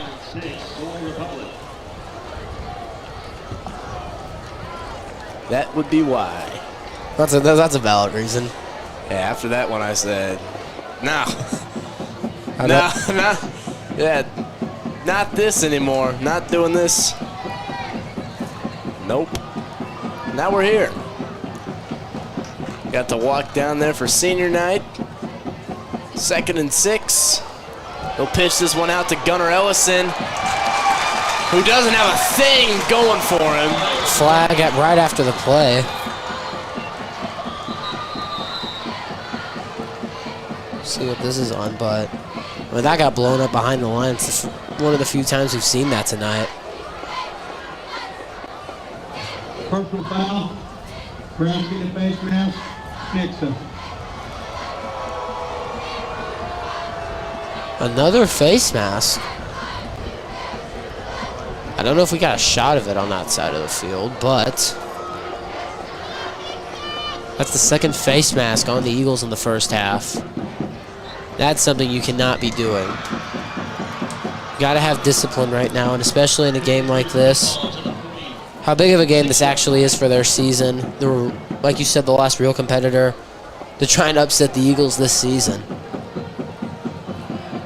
You got to be disciplined on both sides of the ball, and right now, the defense is not looking like it. Here's Woods, will hand it off to Sandridge. Sandridge still on his feet. Makes his way past the 50 into Eagles territory. 4:30 left. Unless they get a big run here, they might as well start playing hurry up here to try and get downfield. Because Nixa does get the ball to start the second half, and you don't want to go in at a tie with both teams on both of their 2 drives so far scoring.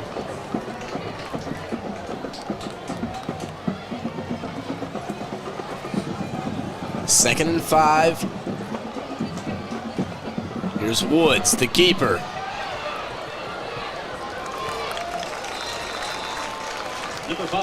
Makes his way up to about the 45. Tackle made near the 45. Well, this D-line definitely has had their work cut out for them tonight. they're probably going to enjoy halftime because of how long these last 2 drives have been for this Tigers team. They're exhausted out there.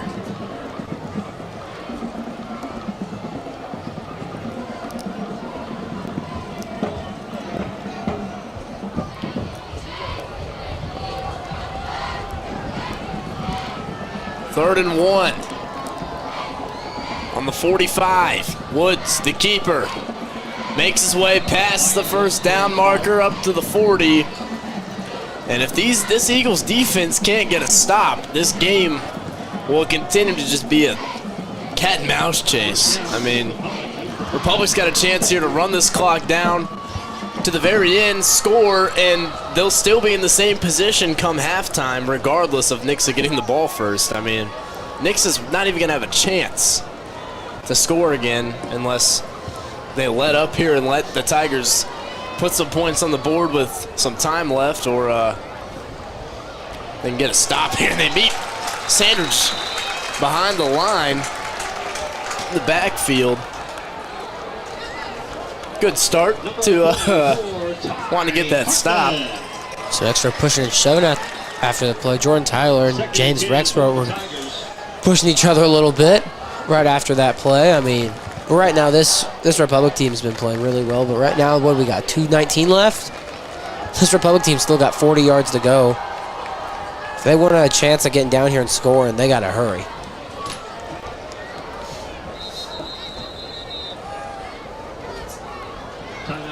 Another timeout called by the Tigers. 14-14, 2:08 left to play here in the first half. We'll be back. Everything's installed and up to date. You really did your job. Well, we have weekly training, on-site trainers and tech labs, plus knowledge. I felt proud just learning how to make an Excel spreadsheet. We make sure all our techs are trained to work on any burner. You guys are like HVAC gurus. Learning is a journey of inspiration, forever traversed through one's mind. You learned that in your class. Fortune cookie. Call or visit airservicesheatac.com today to schedule your furnace tune-up for $89. If you are one of the youth football players here tonight being honored, you need to start heading towards the south end zone. In south end of the track, so that down near where the band performs. If you're one of the youth football players, please head to the south end of the track or near where the band performs.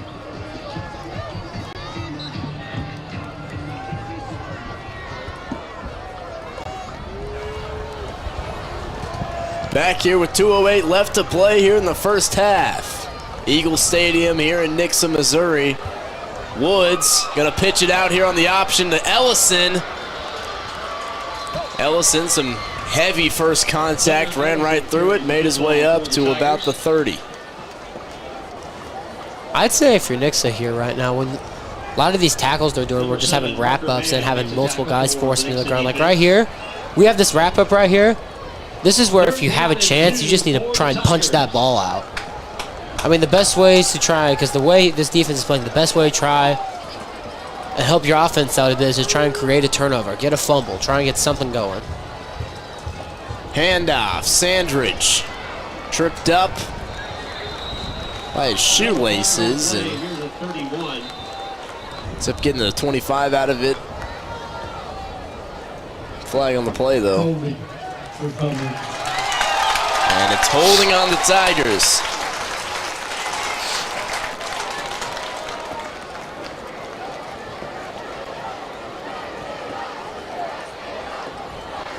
Well, that's a costly penalty right there for the Tigers. What is it setting up? 3rd and 12?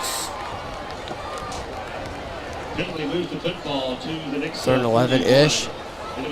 That's definitely a costly penalty right there for the Tigers. If they don't get a big run here, they might be in trouble.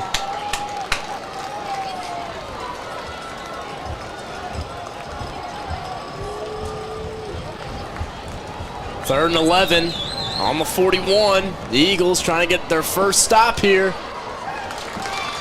Woods brought down to about the 35. We'll see if they keep him out there.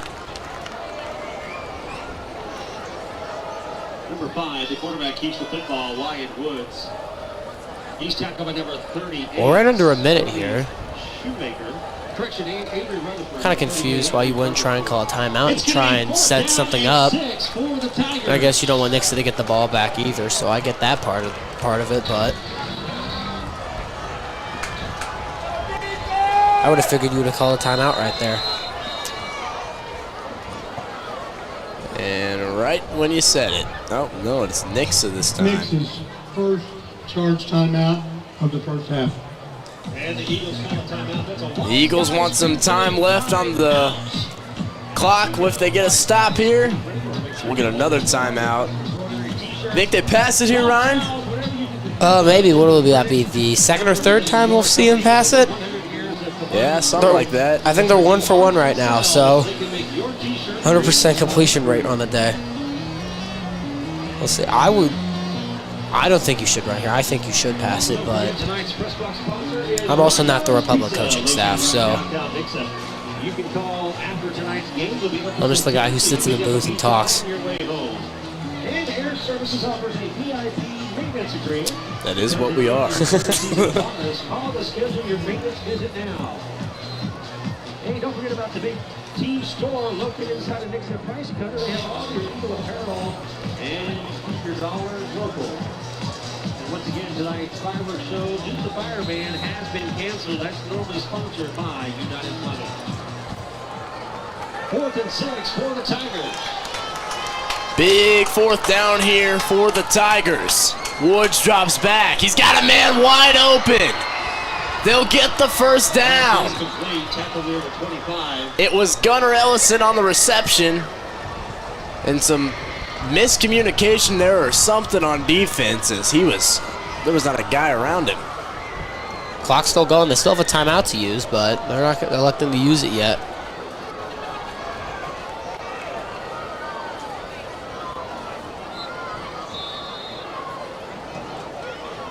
So they'll take a spike.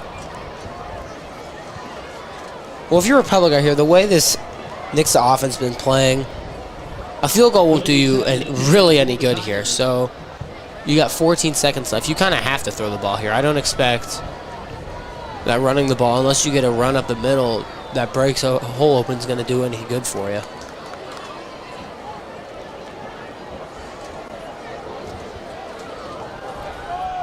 So they have 14 seconds here. Just shy of the red zone. Woods drops back to pass again. Oh, he was lit up and it's picked off. Parker Mann. The Nixa Live guy. The sophomore who's also, Nixa Live. Big interception there and a forced turnover. Gut-wrenching for the Tigers.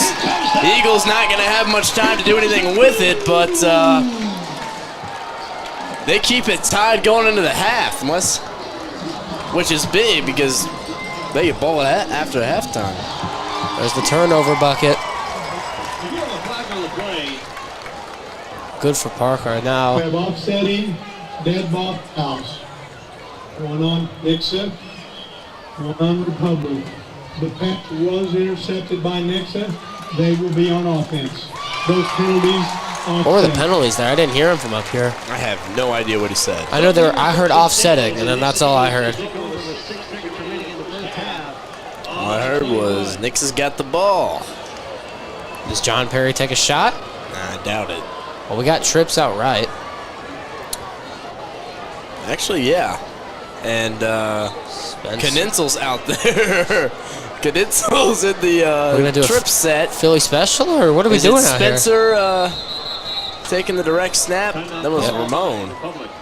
And Republic's going to take a timeout. Freaked him out a little bit. Last timeout. Started panicking. A little panic there. Take the last time out. 6 seconds left.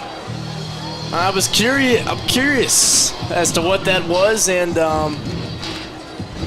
whether or not they'll come back out in that formation.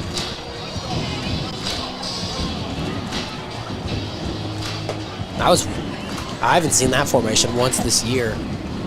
I don't know what they were going to do with that one. We'll see if they stick with it after the Republic timeout, but seeing Connor Knitzel lined up right, trips, that was definitely something I don't see every day. So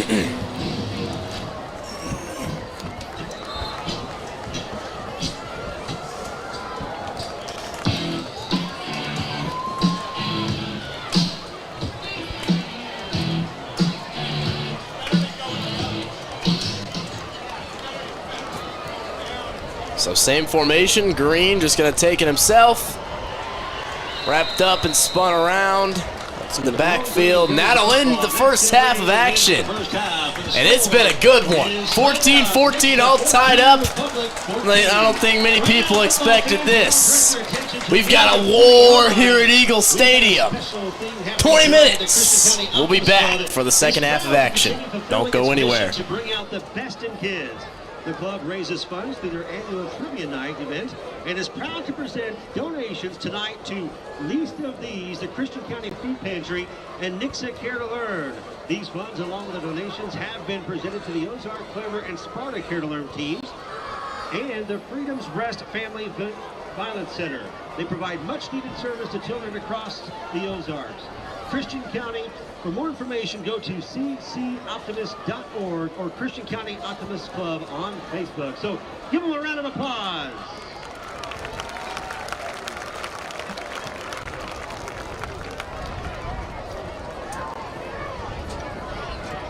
And we have one more check presentation, and this is a big one. This is going to be going towards the Camden Tigers campaign. Earlier this year, your Nixa Rotary Club is presenting a check tonight to Least of These. It's proceeds from their annual golf tournament, and it helps boost our annual Camden Tigers campaign during the backyard brawl. Your Nixa Rotary donated. Our defense has got to get some stops so that we can get the ball more, so we can score. But it was a good half. What's your biggest goal for the second half? Get some stops on defense. We have not stopped them enough. They had an 18-play drive to start with and scored, then they had another long drive. Proud of the defense for the stop right there. But we got to be able to get some stops on third down and get the ball back so we can score. All right, thank you, Coach. Back to our halftime entertainment.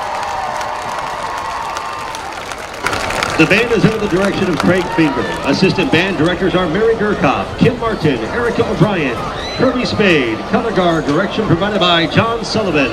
Additional staff members include Kevin Boyd, Gabriel Fleetwood, Jack Hansen, Caitlin Neely, Chuck Neely, Anita Newland, Shauna Patach, Allison Rose, and Liam Wilson. Soloists are Colin Scott and Katie Martin. Tonight, the Crimson Corps performs their 2022 competition show titled This Winter's Night. The performance celebrates the balance that comes from the winter season, such as darkness covered in the white snow and feelings of warmth during cold nights.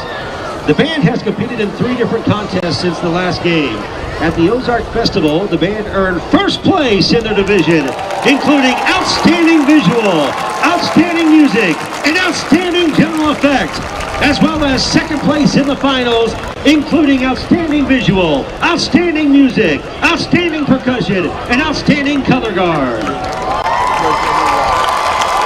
And then, at Missouri State's Ozarko Festival, the band earned first place in the division during the prelims, including outstanding general effect and outstanding color guard, as well as earning first place overall in the finals, including outstanding music, outstanding visual, outstanding general effect, and outstanding color guard.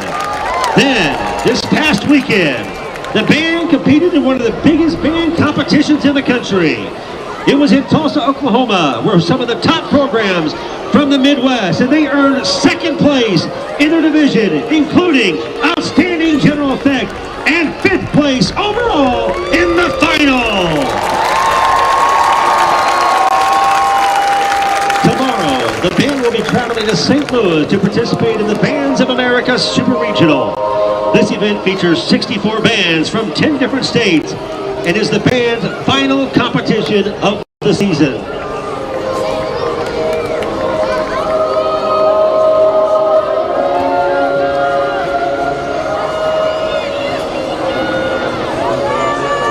And now, Nixa High School is proud to present drum majors Jung Young Choi, Allie Eccles, Lexi Ely, McKenna Winkler, And the 2022 Nixa Crimson Corps performing this winter's night.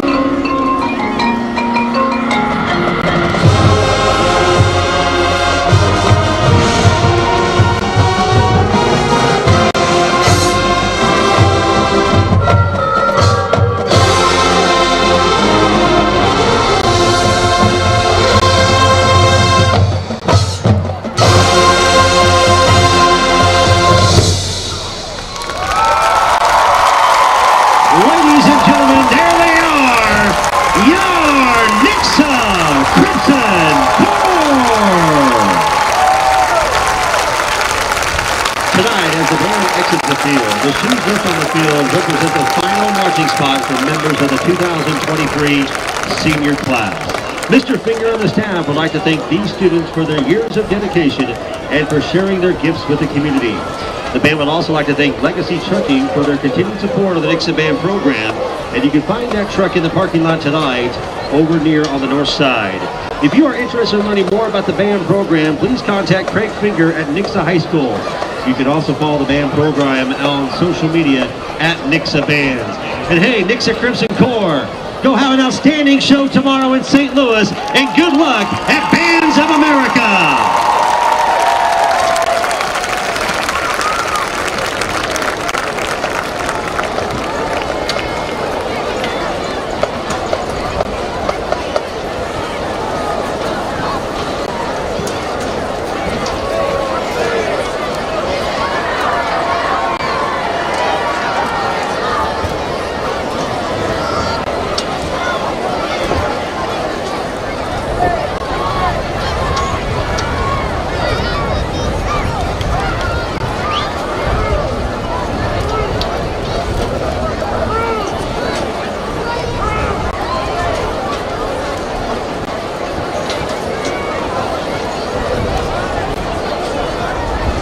And now, ladies and gentlemen, here they are, your Nixa Dance Team!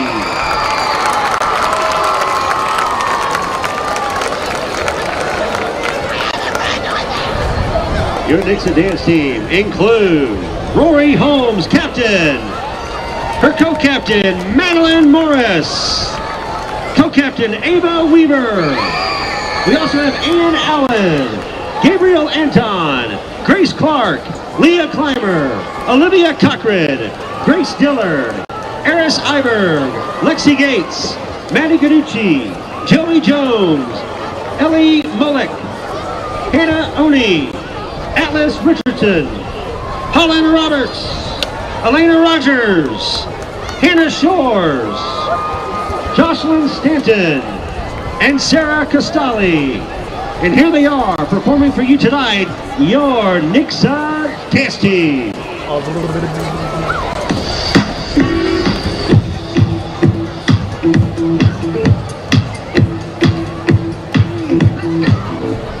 Steve walks really down the street with the gun to the elbow.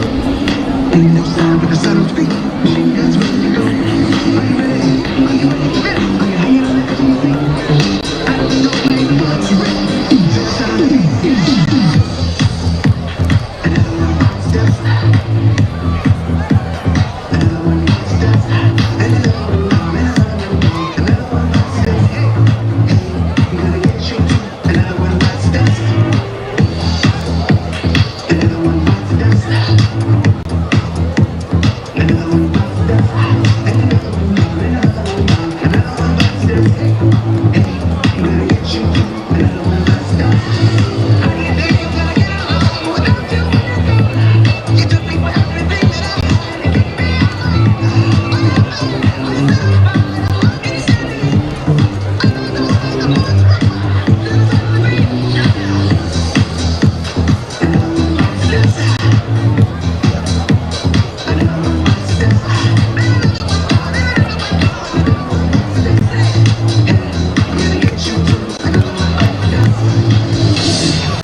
There they are, your dance team. And now, if you'll direct your attention back onto the track, right now, here they come, your Nixa girls tennis team. The girls tennis team finished with the best regular season record in school history, 14-1.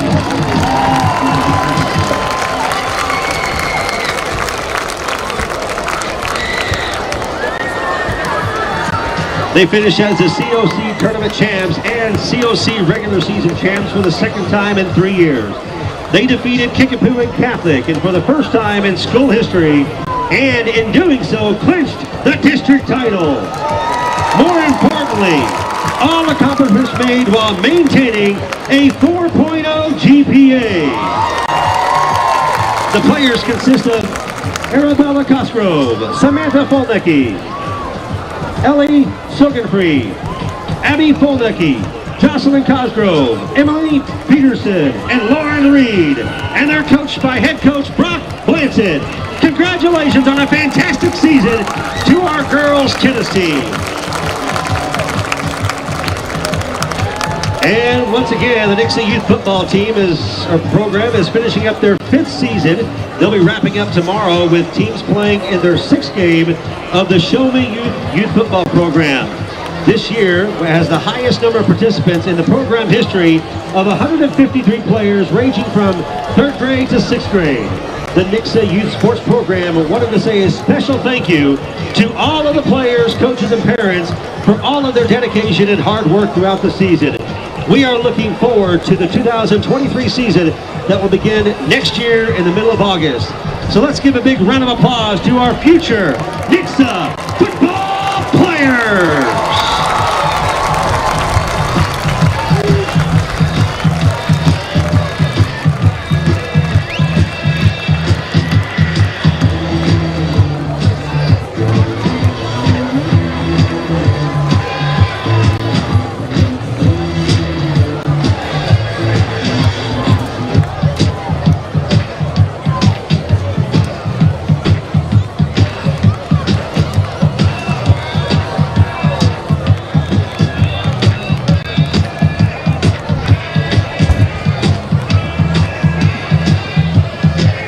One more round of applause to our future football stars right here at Eagle Stadium involved in the Nixa Youth Football Program. And again, thank you all the coaches and volunteers who make this happen.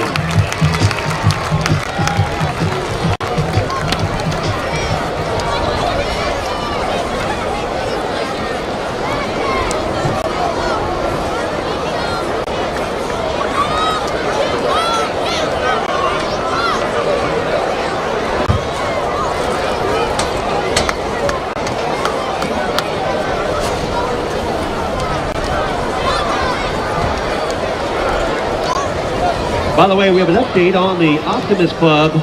The Christian County Optimist Club donation was $1,500, so thank you for that. We appreciate their donations to our programs. Right now, we're going to direct your attention back on the track. We have another presentation coming up from Price Cutter. That's coming up in just a couple of minutes. As we watch our little youth football players make their way off of Eagle Stadium. Once again, a big thanks to our sponsors tonight. And I got texted up here from the booth, there are no fireworks tonight because there is a fire ban in place. The Nixa Fire District is recommending to the school district not to shoot the fireworks just in case. And so we are obliging tonight, but hopefully we can get them back out next week when we host a playoff game right here at Eagle Stadium.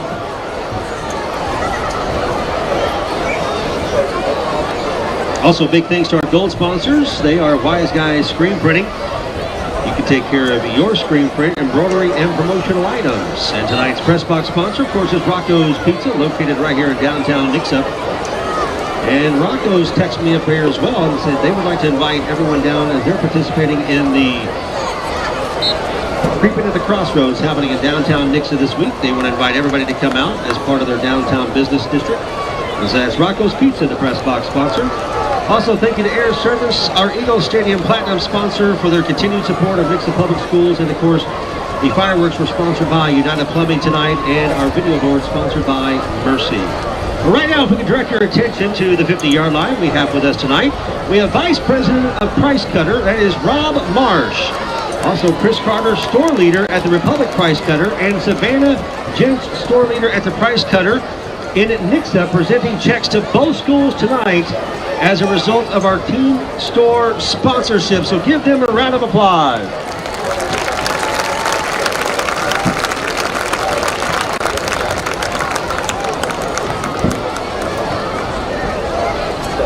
So by the way, if you want to support the team store, then all you need to do is head on over to your local Price Cutter here in Nixa and buy some Eagle gear. And you'll be helping support Nixa Athletics, as that check was presented directly to our activities director in charge of all programs here at Nixa Schools, and that is Brandon Clark.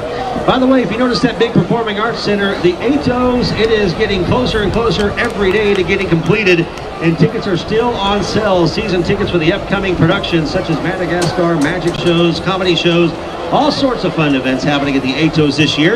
You can get your tickets now, and I personally got to tour the facility today, and I can tell you it's absolutely amazing and brilliant and beautiful and such a great opportunity for our community. We're about 2.5 minutes away from getting the second half underway here at Eagle Stadium. Once again, don't forget, now is a great time to head on down to the plaza, say hello to some of the people that are still down there, and also pick up some kettle corn. And of course, you can visit that concession stand, which all the proceeds from the concession stand also help support Nixa Athletics.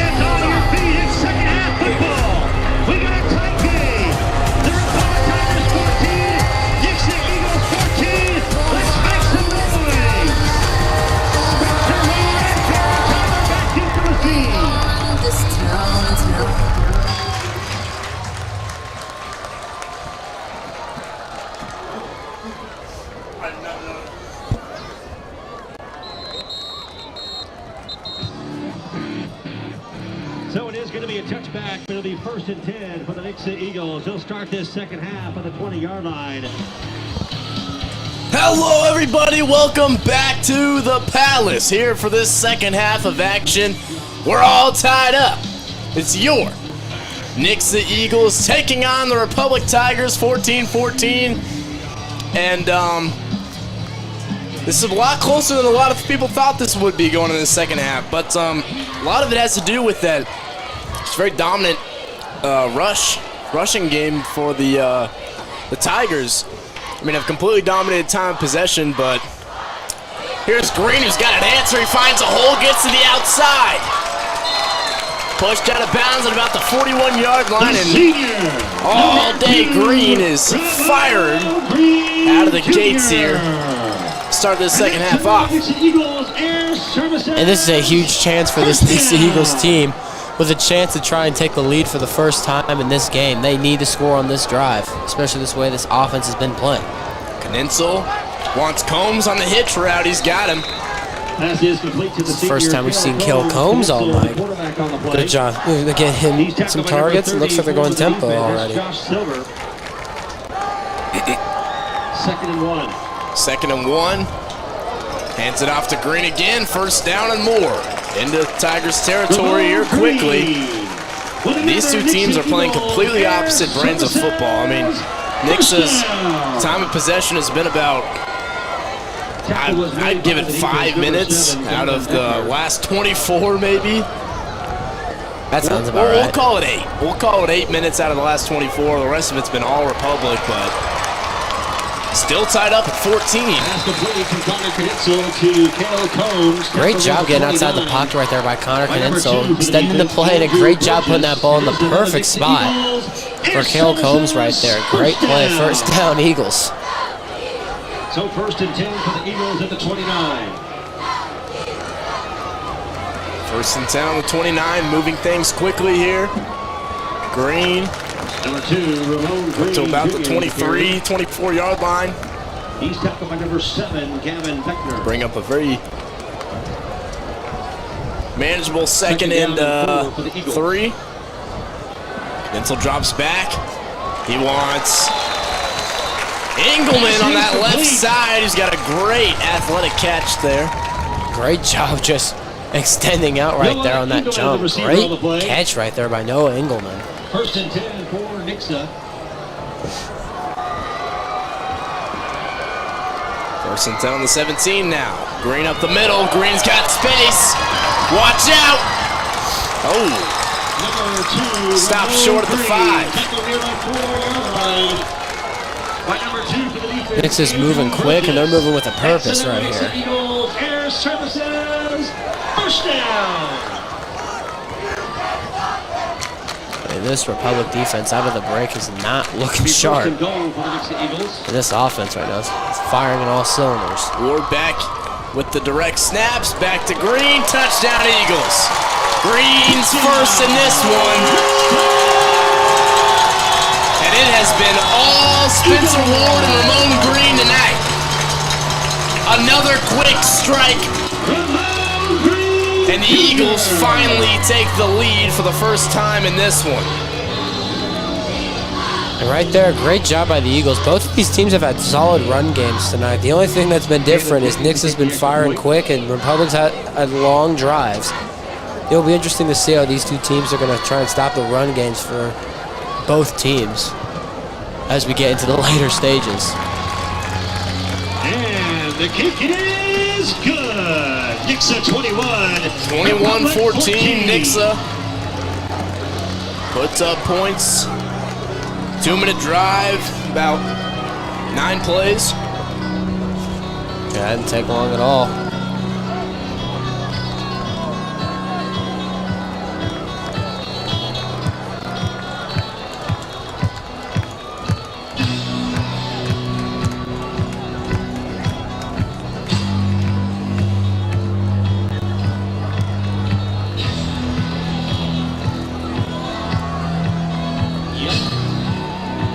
James kicking off for the Nixa Eagles.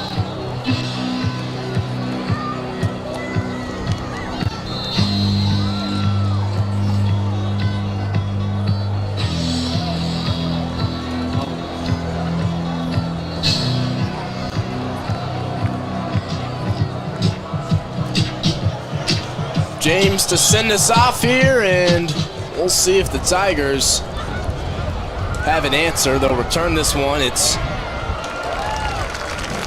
number 16, Daniel Phillips. On the reception. Made his way to about the 25-yard line. Number 48, Elijah Frazier. And here comes that possession-dominant offense from the Republic Tigers. Starting at the 23. Led out there by Wyatt Woods. Last time they got a chance, they ended up taking about 6 minutes off the clock and throwing an interception inside the red zone. And they were looking to score before coming into this half, but didn't get it done. We'll see what they do here. Woods going to keep it. And Wyatt Woods carries the ball for the Tiger offense. Make his way just shy of the first.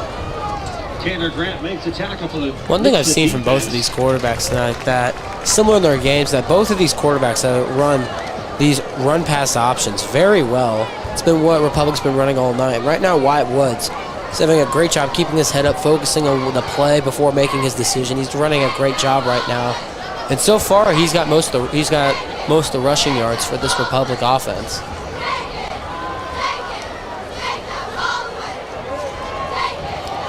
They'll give this one to Ellison. Breaks a tackle. Still on his feet, moves his way into Eagles territory. Refused to go down right there. Great job by Gunnar Ellison. Getting up, breaking a couple tackles, gets into Eagles territory. We said this was a slow-moving offense, but 2 plays and they're in Eagles territory. And here comes the student sections getting chirpy.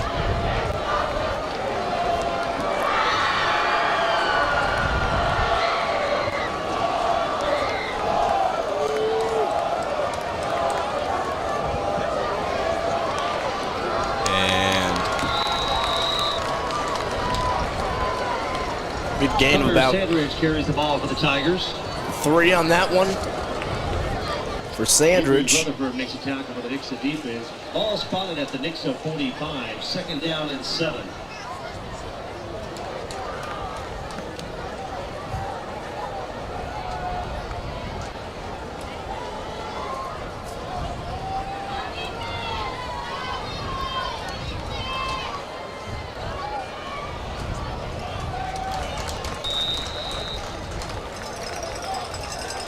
Quarterback keeps the football. Wyatt Woods. Woods on the keeper there, makes his way up to about the 41. 3rd down and 3 for the 3rd and Tigers. 3, the Eagles looking to get 2 stops in a row. And that would be big in this one. The way this game's playing, if Nixa gets a stop here, you could go ahead and start saying that that'd be probably the main turning point in this game. If Nixa gets a stop here, this whole game's going to be decided on which defense can stop the other team's offense first at this point. Give to Sandridge here. Looks like they're not gonna. Sandridge gets the 1st down and more. Makes his way up to about the 32-yard line. For a Tiger push down. He's tackled by Spencer Ward for the Nixa defense. Ball now marked on the Nixa 32.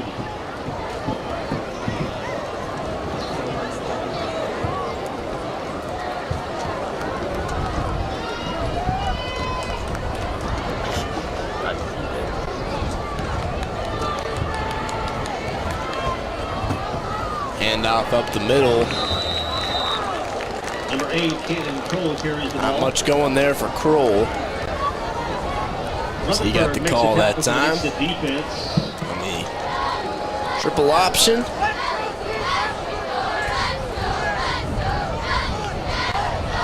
In this type of offense, you'll see that these are one of the teams in the COC that's running with Ozark, Webb. Some other school run the style of offense, and this is just one of the best ways to wear down a defense if you run it well. Republic's been running it well all night.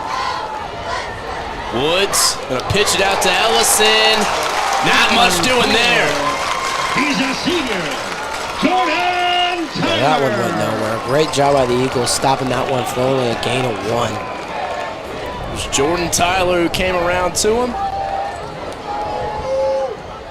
This is a huge 3rd and 6 right now for the Eagles.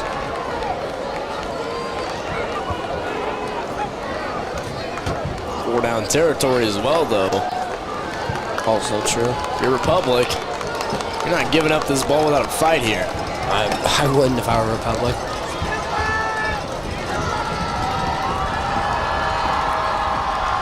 Give to Sandridge, breaks a tackle.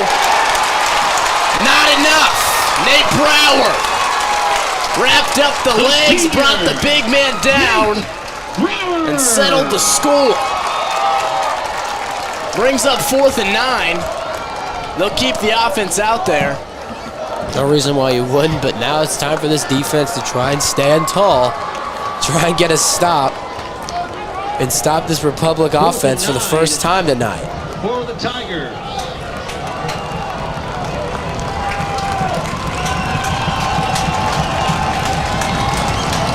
Biggest play of the game so far right here.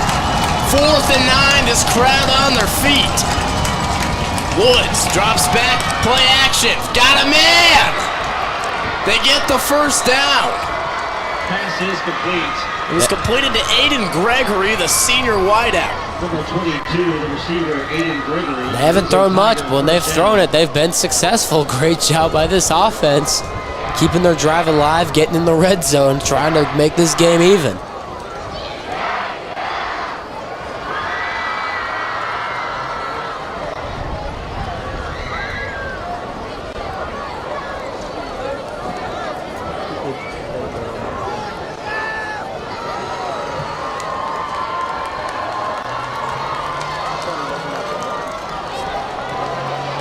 Woods on the keeper this time.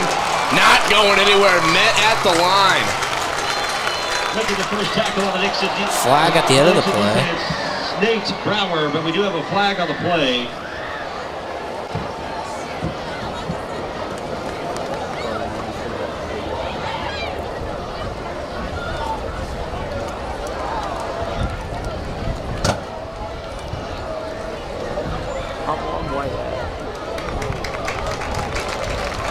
Wave flag on the play. Wave the flag. Well, Republic wasn't happy about that one. I don't even know. They don't even know what they were gonna call. I don't even know. I didn't know what they were going to call. It didn't look like anything bad happened on that end of the field. Now, granted, it's on the opposite side, but it didn't look like anything happened. I don't know what they're booing about.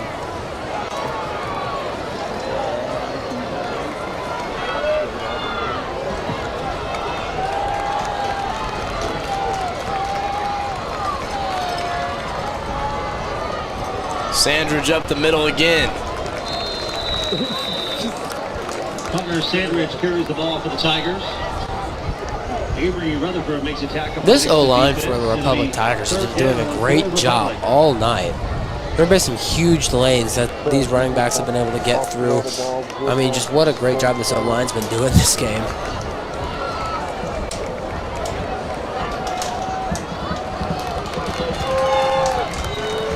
Third and 7.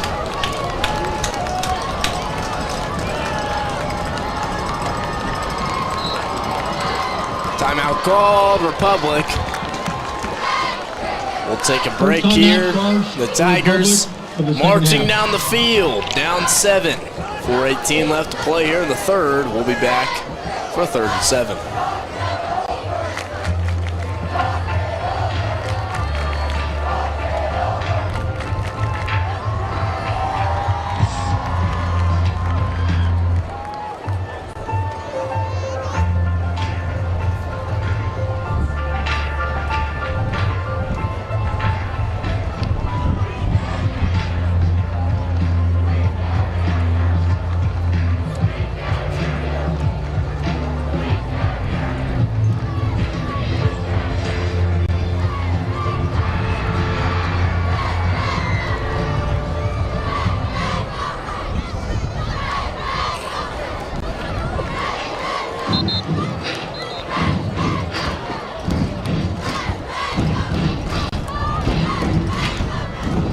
Third down and 7 at the Nixa 16.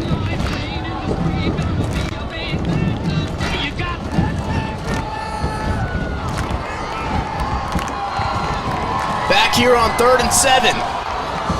To the end zone. Pass is incomplete. Pass incomplete.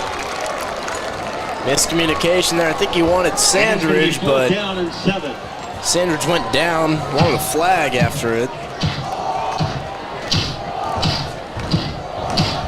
What are they going to call here?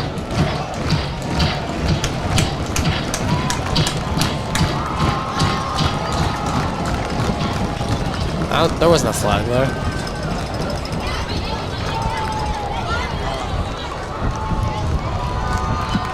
So 4th and 7 for the Republic Tigers. Biggest play of the night. 4th and 7 on the 16. Pressure. Woods moves out of the way. Gets a throw off. Touchdown. Ellison. Touchdown. Republic Tigers. Finds him in the end zone, and the Tigers tie things back up. Gunnar Ellison. What a play from Wyatt Woods. Breaks one of the #1 rules, never throw it back up over the middle, but right there, nobody near him. The defense right there I don't know what happened in the secondary, but great job. And now the Tigers are back in it. And that student section from Republic is fired up. And the kick is good. And we're tied up once again here in the Tied up, 21-21, a dogfight here at the Palace. The best place to be on a Friday night. $564 to give away. Beautiful mid-October weather. 4:07 left to play in this third quarter of action. To receive your money for the project graduation, that number is 585013. 585013. If you have that number, make some noise. Let me know you won. 585013. Well, Nate, what a game this is going to turn out to be. Have a winner? The Tigers have stayed with it step for step. On the north side of the stands. Congratulations, head on down to the main. Now the Republic Tigers have a shot here. $500. They're gonna stop this next. Ooh, $64 prize. onside. And that one goes out of bounds. And the kick does go out of bounds. That was scary for this Nixa side for a minute. That ball was in the air. Looks like it's still going to be Nixa ball, but that got scary for a minute.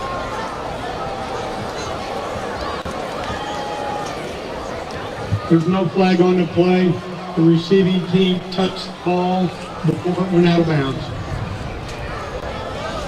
So it's going to be 1st and 10 for the Nixa Eagles. They're going to be starting on their own 48-yard line.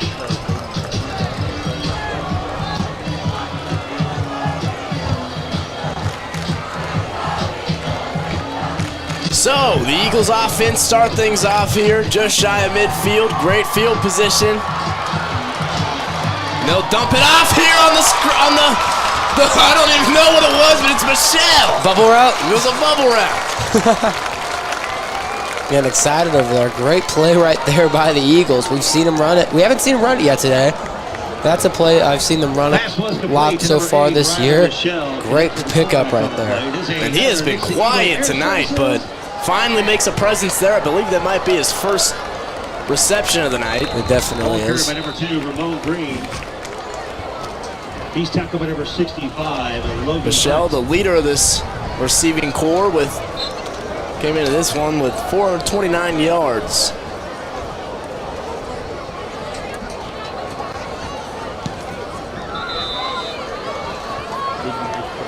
Uh-oh. Green's on a knee. May just be a cramp. Looks like. 2, Ramon Green Jr. Looks like it is.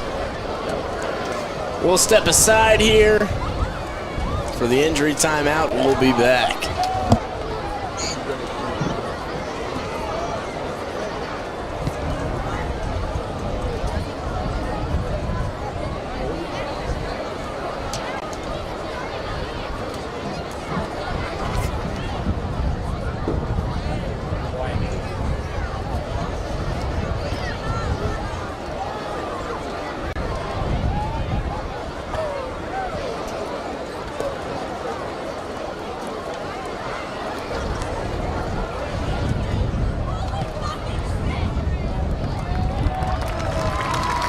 There's our senior, Ramon Green Jr.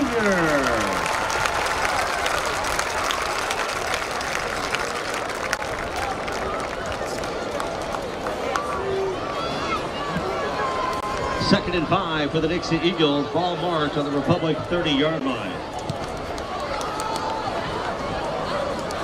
Moan got back up on his feet, looked to be a cramp.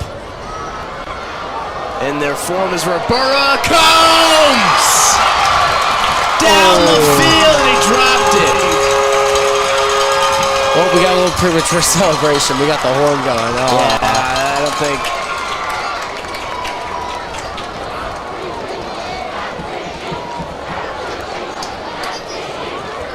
Pass is incomplete, so it'll be 3rd and 5. Well, Ramon's already back out on the field. I think it was just a cramp.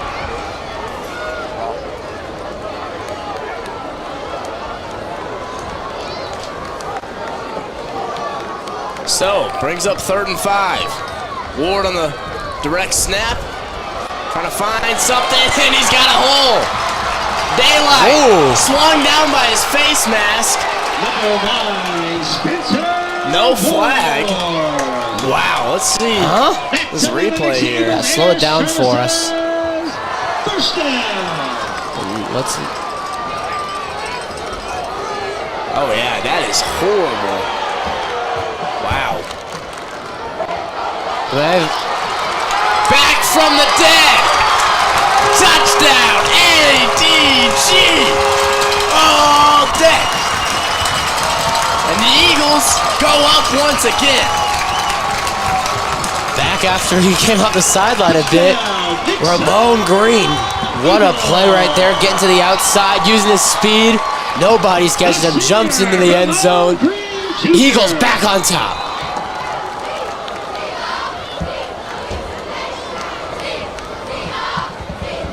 James for the extra point.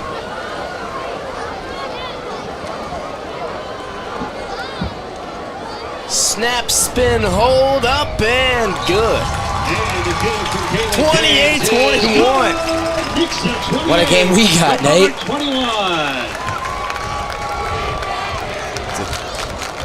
It's a lead chase, and it's...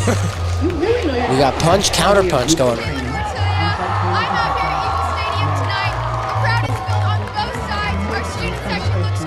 We make sure all our techs are Celebrating Breast Cancer Awareness Month. You guys are like Everything is going great. This game is going great. It's Brian Baxter. Fortune cookie. Career visit or servicesheatac.com today to schedule your furnace tune-up for $89.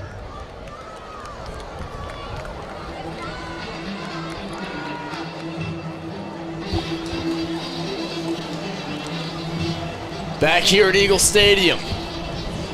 28-21 in this dogfight. This is shaping up to be Nixa's second closest game all year.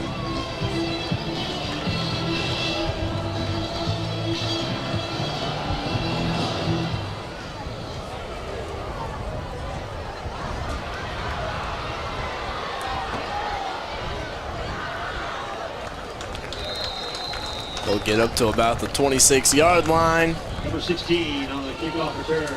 And Woods, once again, leads his offense out onto the field, trying to respond.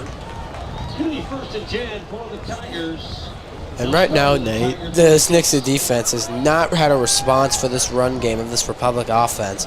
They've been running at will whenever they want to.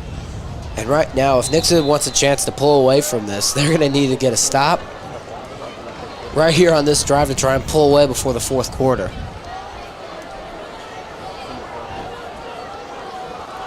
Woods hands it off. Sandridge. Nothing doing there. Stopped at the line. Maybe a gain of 2. Ty Hartman assistant, number 24, the actual tackle, made by Jake Miller.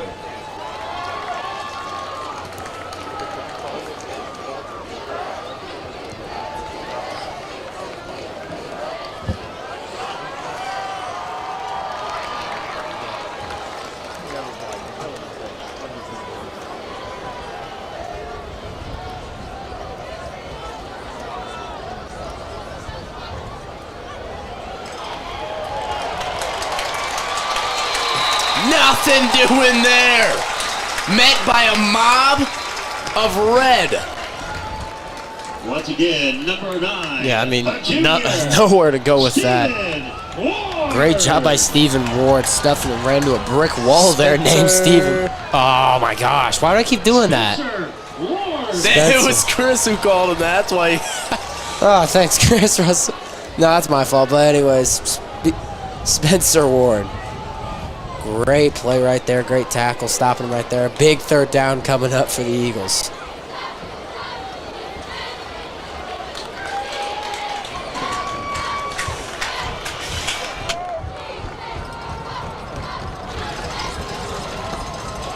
defense loses it on 3rd and 6. Ball still on the ground.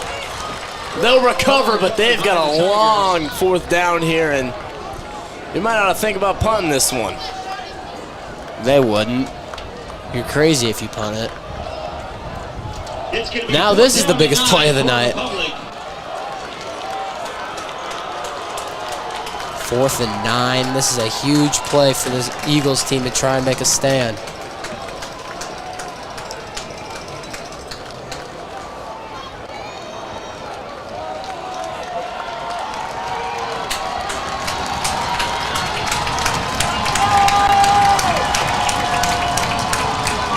Big 4th and 9 here. We get a timeout called by the Tigers. Second charge timeout for the second half to Republic. We'll step aside and take a break. We'll be back. All right, football fans, so check out the Mercy video board. Which numbers are going to land under tonight? Here it comes. The Air Services Hattons.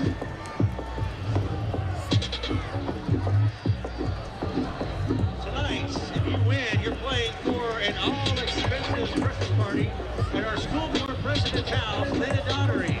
So if you guess correctly, you'll get a special invitation to our school board president's house. Which ones are going to be 1, 2, or 3?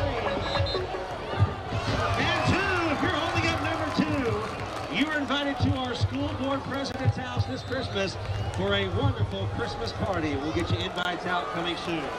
We really do appreciate our school board, and he's a wonderful leader for us. Woods rolls out right. Got a man! And they get the first. Every time this Republic offense on a passing play rolling out on a 3rd down, or on a 4th down, excuse me, when they needed conversion, they've been getting it. Their passing game's been showing up in the right moments, and right now they needed that one as we get into the final seconds of the 3rd quarter.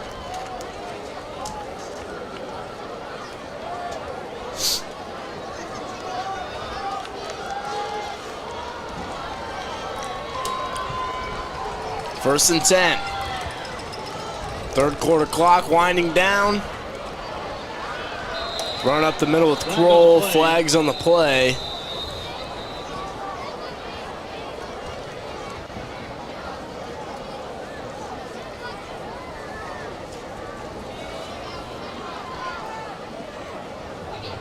Personal foul, face mask against the defense, 15 yards.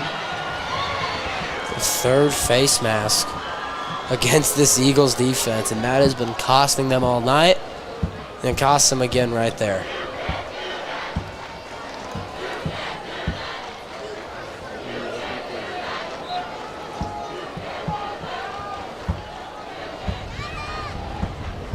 First and 10 now for the Tigers.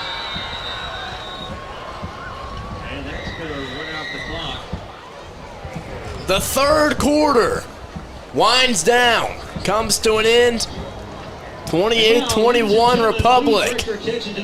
We'll have ball next, or when we come back. Regional plaques. The 3 groups you see on this track. 28-21, all tied up. Wow.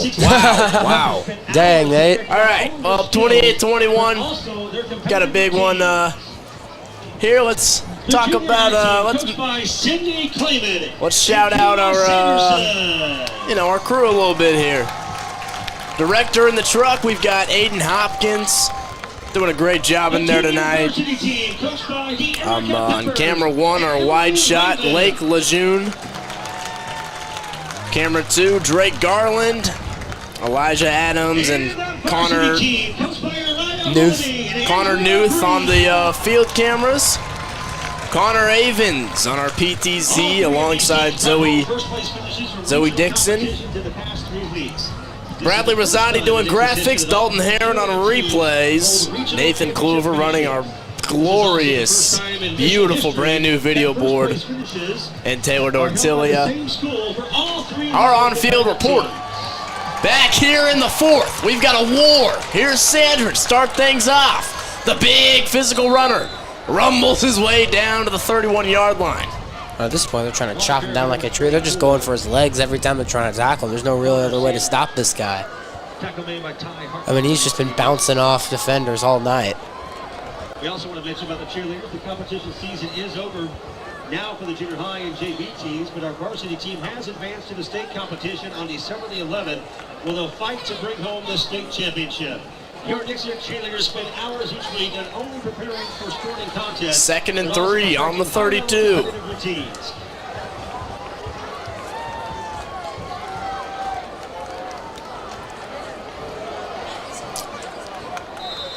Carried by the quarterback, number 5, Wyatt Woods. It was Woods on the carry, makes his way up to about the 25. Tackle made by Tanner Grant. So once again, football fans, band fans, cheer fans, and dance Some teams. scores around the area right now that are noticeable. First off, Ozarks beating Branson right now, so they'll probably end up with 2 wins to end this season, which could shift the district around a little bit. Would depend, I mean, we're either going to play them or Lee Summit West would be is what it's looking like, and it'll all come down to who gets beat by less points. Here's Sandridge on the run, but also around the area. We've got the Springfield rivalry, Glendale taking on Kickapoo. 7-2 in that one last time I checked, back in the 3rd quarter.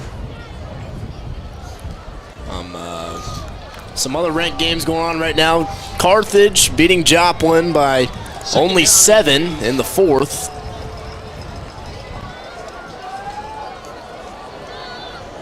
Here's 2nd and 3, Woods. Keeps it himself up the middle. Makes his way up to about the 14-yard line. And another surprising one here.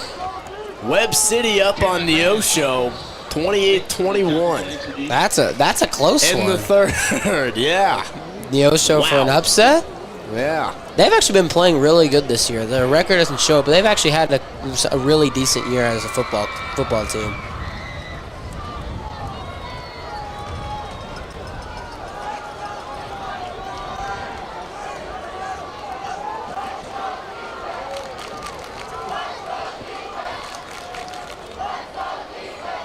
Hands it off, Sandridge. Sandridge carries the football.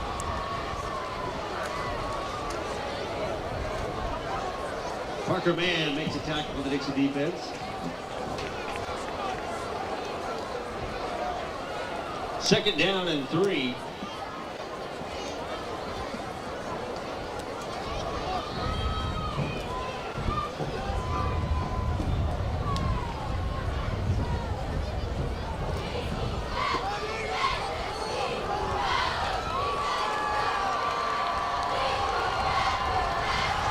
Woods on the keeper, inside the 10. Makes his way to about the 5. 3rd and 1. Making a big tackle for the Nixa defense. That's Tanner Grant. Quarterback on the play, number 5, Wyatt Woods. Looks like Republic's gonna find an answer here. On pace, at least. You got to get this 3rd and 1, though. If Nixa can do it, they should just try and make their next drive as long as possible. If you get the ball back with 8 minutes left, try and get a 4 or 5 minute drive. You give him 4 minutes. And Woods is met in his tracks. Or do that. That helps. Number 44, the senior, Ty Hartman. It was Ty Hartman, the senior, who got to him first. Nowhere to go for the junior.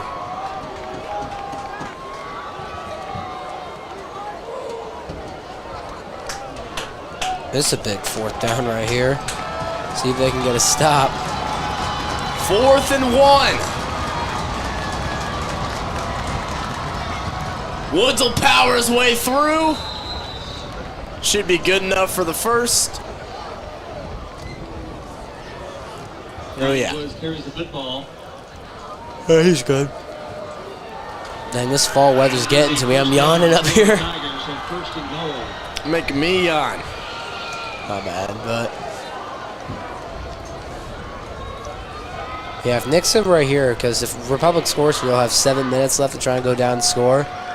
If you can get a 4 or 5 minute drive, you'll be set. You'll be looking nice. And up the gut.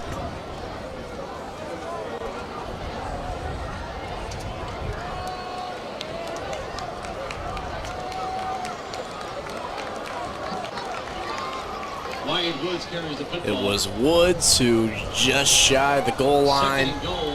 It's going to be 2nd and inches.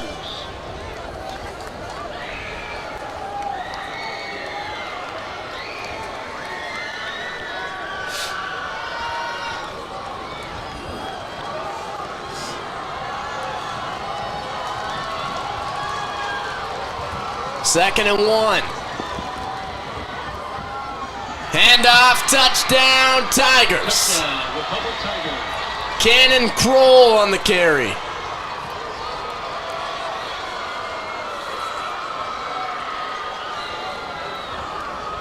And it has been answer after answer after answer.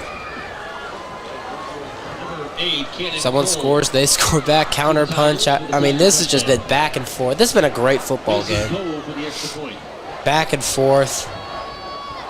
The next defense to get a stop will ultimately probably win this game at this pace. If Republic gets a stop here and they go down and score, Nixa's back in that lead chase, and then you've got a real interesting game. See, what Nixa should do here with 6:20 left, your first 5 plays should be run plays, unless you need to throw it. I mean, there's no point why you wouldn't. 6:20, Ramon's having a great game. You might need to watch what happened with him a little bit, but as far as I saw from up here, it looked like a cramp. And if he's feeling fine, as much of this clock you can chip off while also scoring as you can is the best way to win. You don't need to stop, but if you can go down and score and leave Republic only 2 minutes, that would be more ideal than scoring within 2 minutes and giving them a 4-minute drive. The less time you give Republic, the better.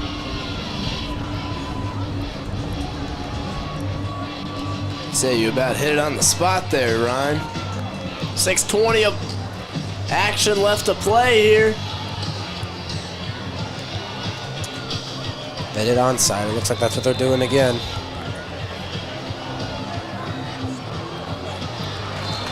Wyatt Vincent. Vincent comes down on it, the future Mo State Bear. And Nixa will have great starting field position here.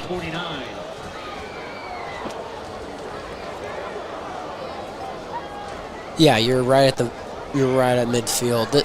Your first 4 plays, even if it goes to a 4th down, should be runs. As long as it's up close to the first down marker, I would not throw the ball here. Yeah, I like this. Wildcat, perfect.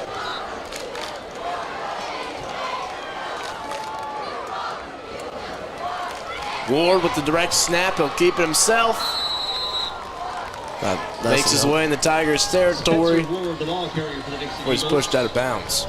He's tackled out of bounds near the 47-yard line.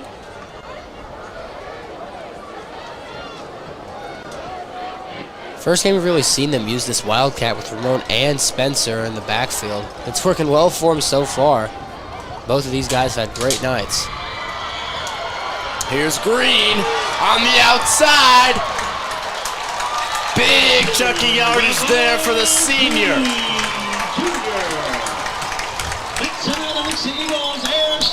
Such an explosive running back. One play, he'll turn it upfield, get 20 yards, and just change the course of a game right there. Great job right there by Ramon Green. Getting to the outside, getting downfield. Almost in the red zone, too.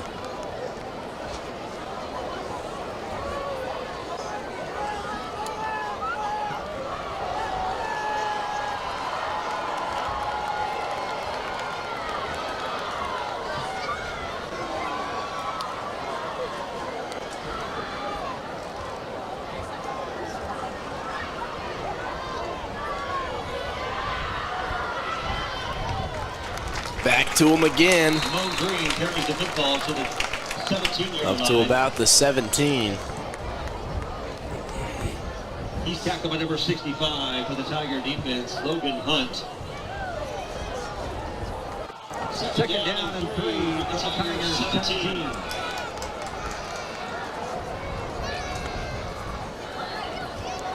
We want Spencer back out there.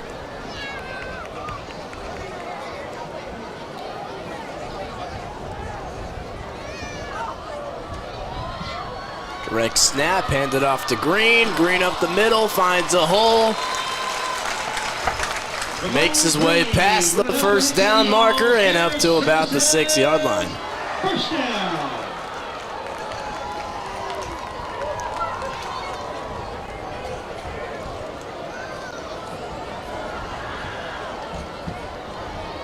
Handoff, Green. Green carries the football to the 7-yard line. Gavin Kranz talking to the ref, who's at number 17. Cole Gimlin right there. Cole Gimlin. He was having a little pushing and shoving at the end of that play. 2nd and 7.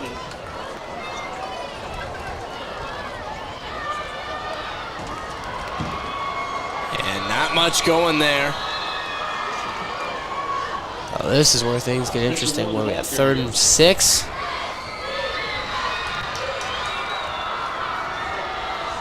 A field goal won't do you any good. You got to score here.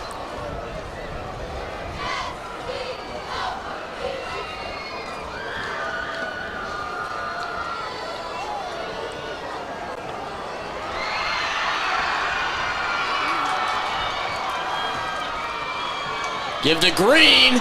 Still fighting. On his feet. But short. Mo Green carries the football. He's tackled near the 3-yard line. I say you go for it. 4th and 3. You don't dare kick this field goal. Yep, that's what Perry's. They've got Kninsel out there. They want the normal set. Watch Gavin Kranz, is all I'm saying, had that game-winning 2-point conversion against Carthage. He's a red zone threat, jump ball threat. I'm just saying, watch him. Perry wants a timeout. Biggest play of the game right here. 28-28. 4th and 3. Republic needs a stop. Nixa needs a score. What a battle we have here at the Palace. Pleasure to be here. If you're just now tuning in, I'm Nate Purrier alongside my partner, Ryan Swanson. And the community. Also, this timeout brought to you by Wise Guys. We got a tight one here. Located right here in Nixa as well. Republic a chance to upset the COC champions. The undefeated 7-0. I mean, this is Republic's Super Bowl right here. This is their biggest game of the year. Yeah. I mean, what was just another game to these boys in red has become another close one. Down to the wire here. 3:32 left to play. Biggest play of the game. 4th and 3. Kninsel wants to pass. Pressure in his face. Can't complete it. Underthrows it to Green. You got 3:29 left. This defense has got to make a play. Great job by that Republic defense, getting pressure, getting in Knitzel's face. They make him underthrow it. Ramon was there too. He had it. Great job by this defense, getting pressure. And Republic has a chance to win it. Wow. I don't know if there's enough time on the clock, though, for that offense to run. I mean, they're pinned back at the 3. Hey, their passing game from the couple of times they've ran passing plays today has worked. Besides the interception, but yeah. Yeah, I mean the one play. So here they go on the 3. Woods trying to put together a drive of a lifetime. Good start there for the Nixa defense, not letting much happen. Gain about 2. Handoff was to Kroll, who scored the game-tying touchdown. And I don't know what you're going to do here when you get under 3 minutes and you get stuff to get. If, that's a big if. Gotta put that out there. If you run this ball again and it gets stuffed, I don't know, as Republic, what they're going to do. I mean, obviously throw the ball, but at the same time, they haven't had much time to get their passing game working. Handoff, Sandridge. Sandridge. That defense doing a good job there of containing the big guy. He's still down on the ground, though. Nah, he's back up. He all right. An absolute tank. Connor Sandridge, the most physical runner in Southwest Missouri.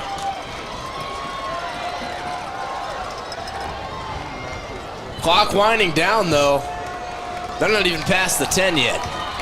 A long way to go.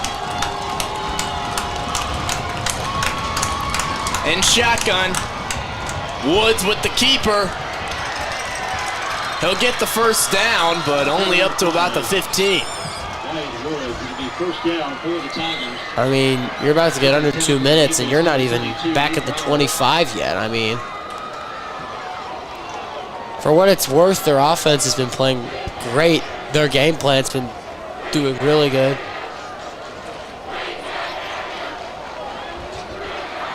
But at the same time, if you don't try and get downfield to at least try and win this game, you're in a bad spot here. Handoff, Sandridge, stopped in the backfield. Corbin Speaks, making the stop when it matters. Nixa's defense, a spark we haven't seen all night. Doing the best job they've done this whole time of containing this offense. Let's see if they can continue here.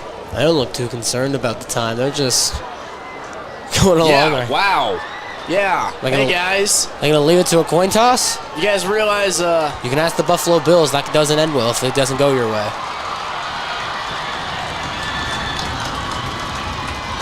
And Woods with the keeper.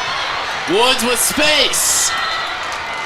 Finally brought down at about the 25. You got 56 seconds. You're back at the 25. You got a shot. What is it? 3rd and 1? Yeah, 3rd and 1. I mean, you got a shot. And the officials are going to call a timeout. But if you're going to go downfield and try and, even if you have a kicker that can kick that far, set up a field goal, you still got a long way to go.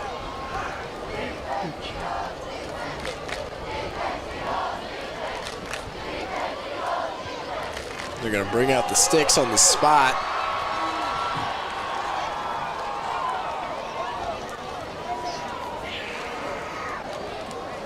Short.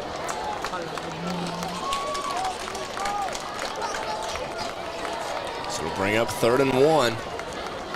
3rd down for the Tigers.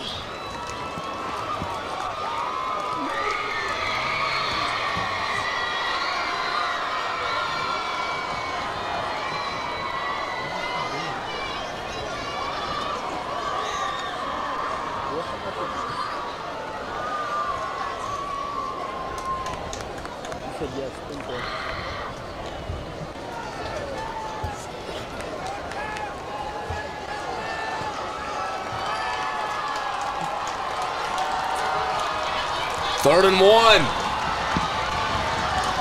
Make a stand.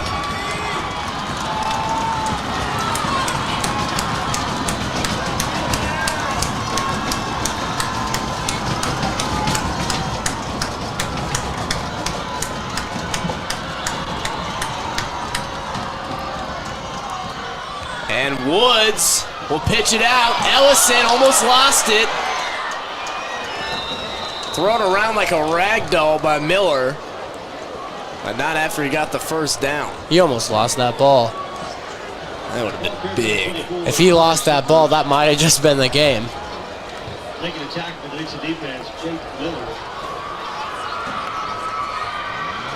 1st and 10 for the Tigers.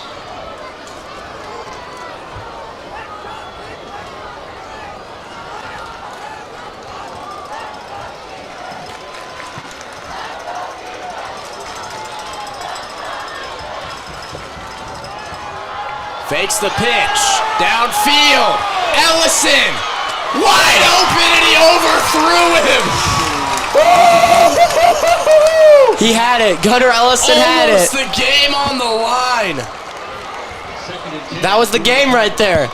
That was it. Wow. You had your chance. And Wow. that Nixa secondary better be praying. They just got gifted a miracle. Bailed out of that one. I mean, that coverage was off. I mean, just completely blown. Not a man near him. And for a secondary... Everybody on the defense got burned right there, and could have been huge. Under center, though, here, 19 seconds. Woods hands it off. Sandridge met quickly. Up to the 35. That'll do it. Overtime. Ladies and gentlemen, for the first time of this regular season, we head into overtime here at the Palace. The best place to be on a Friday night in Southwest Missouri. These two have been battling for 4 quarters. And it wasn't enough, Ryan. 28-28. One more to go. Here we go. We're going to take a break here, and we'll be back when things are set.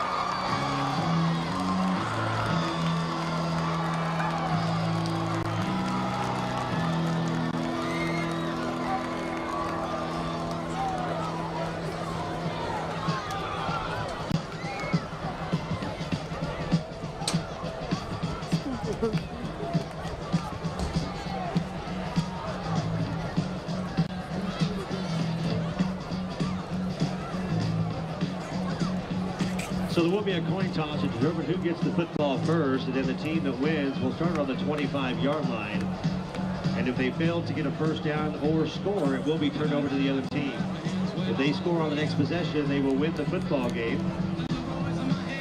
It could go back and forth all night long, football fans.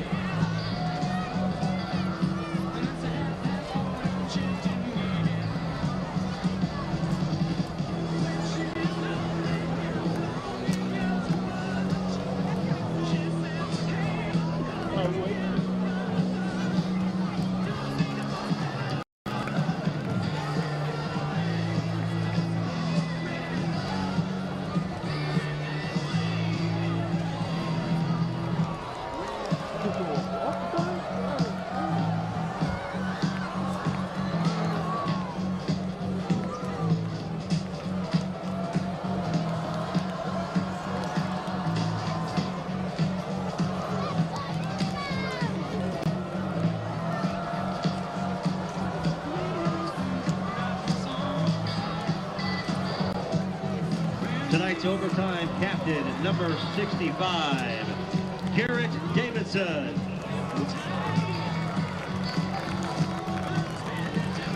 And the Tigers overtime captain, number 1, Gunnar Ellison.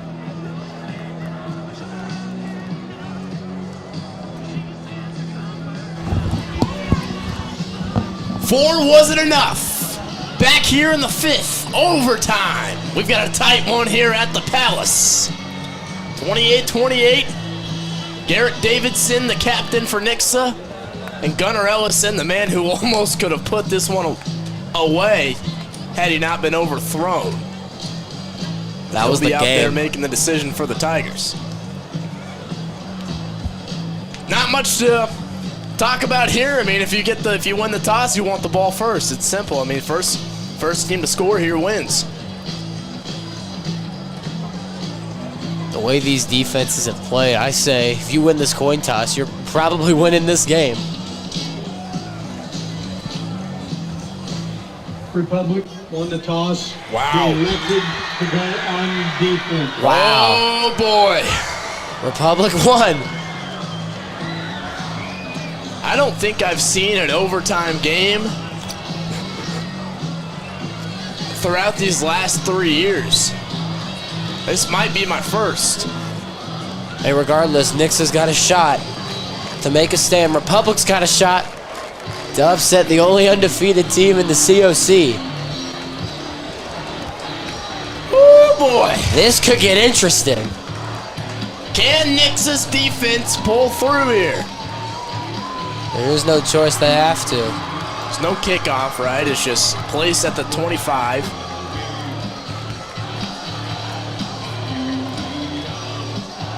Wait. And I'm not sure overtime works, but I'm no genius, but that's Connor Canenso and Ramon Green on the field. So, do you get multiple tries? Like, I'm not an expert in overtime rules, but I have no idea how high school overtime works, Nate. Where's Trey Hartwell when you need him?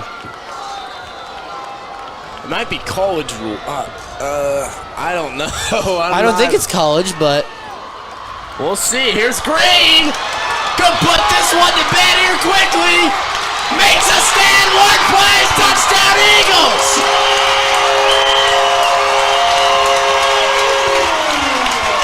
Oh my goodness! And the Republic student section is stunned. Back from the dead. All day Green. Oh my, one play. So, how does this work? Now I'm assuming Republic gets a shot? I don't know. All right, I think how it works is Republic now gets a shot, and if they don't score a touchdown, the game's over. Yeah, because, I mean, you can't start them on the 25. We're learning as we go here, ladies and gentlemen. This is my first time doing this. Mine too. I don't know the high school overtime works. Well, here. Yeah, well, it's not over, so. It ain't over yet. All right. Just like that, Ramon Green. Vengeance. This defense has got a shot to make a stand. They have a shot to put this game away. So, how many, let's say that this keeps going back and forth like this game has all. That's what he meant by this could go back and forth all night long. Okay. It's a lot. It's just like college, all right. Set on the 25, yeah. All I'm thinking is how many tries did each team get after? So let's say Republic scores, so they just call it after that. Does Nixa get our shot? Chris explained it to us, but we were talking. Sorry, Chris. But he said this could go on all night, so I'm assuming it's just if they score here, Nixa goes again, and well, buckle up. I don't know. We can see a stop right here. Woods hands it off to Sandridge. First play. Still on his feet. Brought down at about the 22-yard line.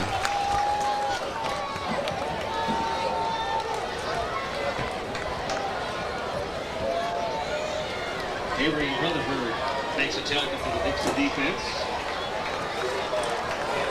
2nd down and 6.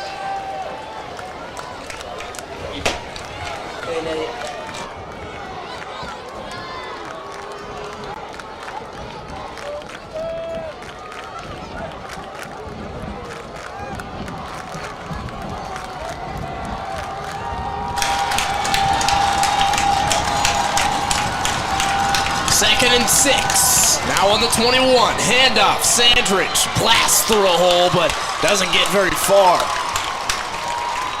Down to the 17. 3rd and 2 here. It's 4-down territory regardless. Yeah, this game's going to be whose defense can step up first.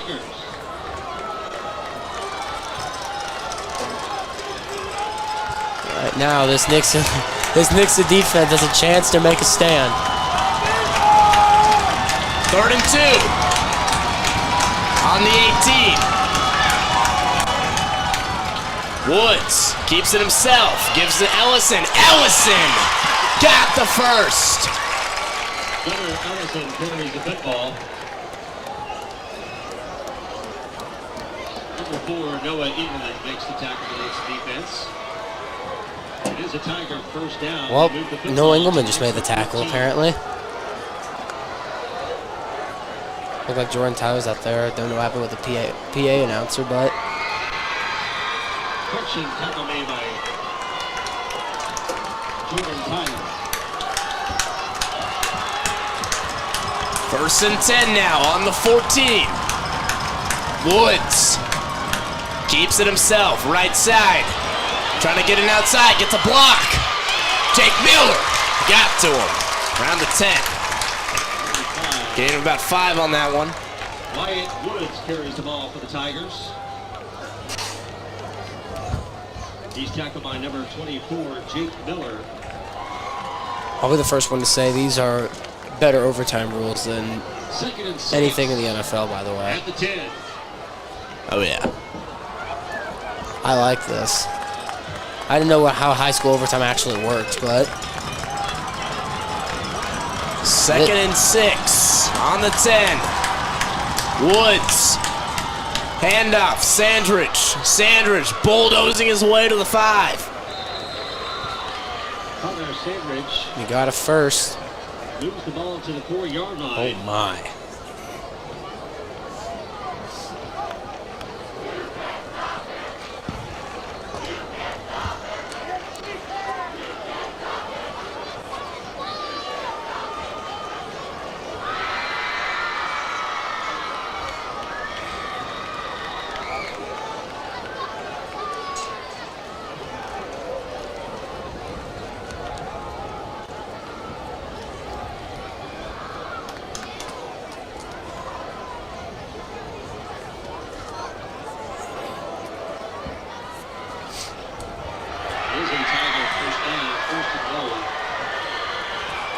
So they'll get the first down.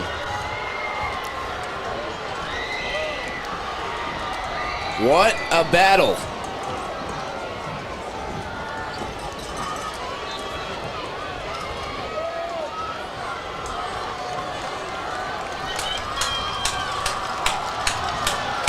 First and 4.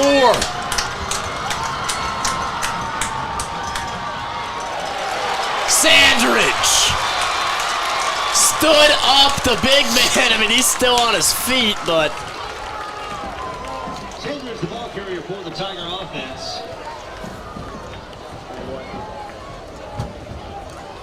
Wow, that is a hard man to bring down. It'll be 2nd and goal. Stopped him at, that's impressive, just stopping him at the line. He's just such a physical runner right there. Runs downhill, I mean. What a stop here. Nixa has a chance to make a huge goal line stand. 2nd and goal on the 4 once again. Woods pitches it out. Ellison just shy. There's no... Okay. I was going to say, that's not in. There's no way. You could pull that up on the replay and watch as many times as you want. That's not in. They might get it in next play, but...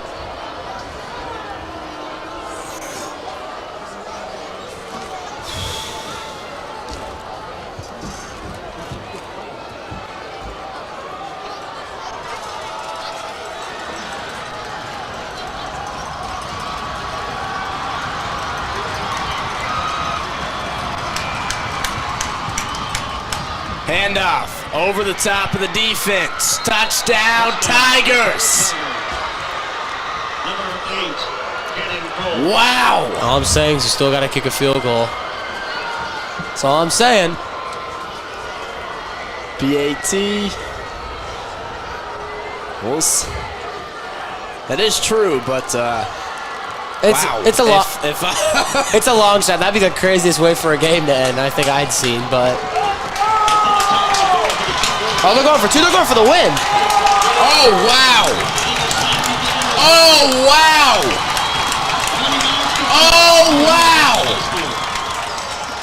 Oh my! Timeout call by the Eagles. Republic doesn't want to go to shoot this out. They just want to try and end it. Coach Perry move. Looks like the. I don't like this. But the way this run game's been, I do not like this. This defense has got one chance. Oh no! They got one chance. Try and stop this. You haven't stopped here. You haven't had it. They've had a hard time trying to stop them all night. You just gotta stop them once. Stop them once. Oh wow! Please come out in the field. Oh, the pits. No. Nope, they're going. Don't do this to me. They want to end it. Right here. Right now.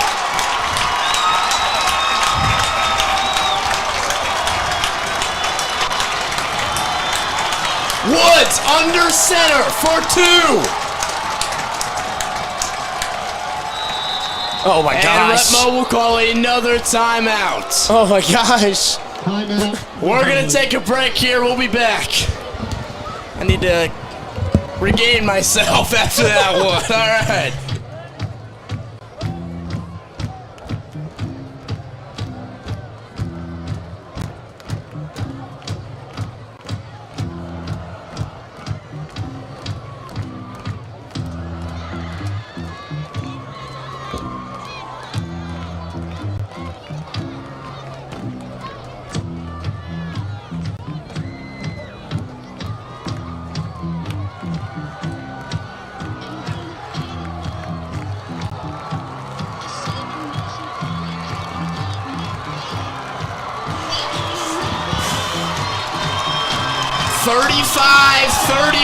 Republic going for 2.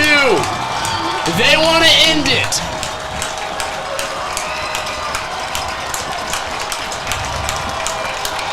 This is it right here, Nate. Woods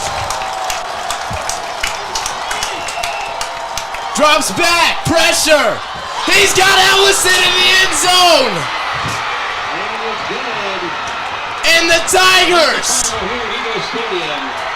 Republic Tigers 36, Nixa 35. Congratulations to the Republic Tigers. We wish you the best of luck on the rest of the campaign. You might not have heard this because our audio was going on. We said trap game to start this, and Republic just came into. Oh my gosh!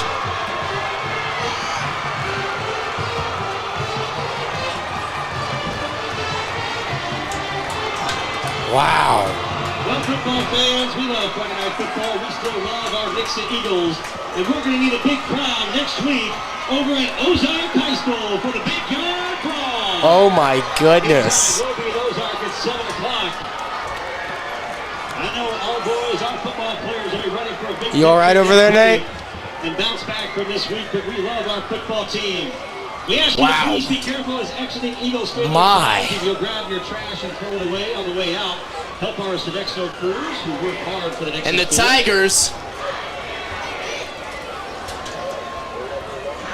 We also want to wish the best of luck to the Nixa Crimson Board, as he will be traveling to St. Louis. 36-35. The Tigers win it on a 2-point conversion. A hard-fought game goes into overtime.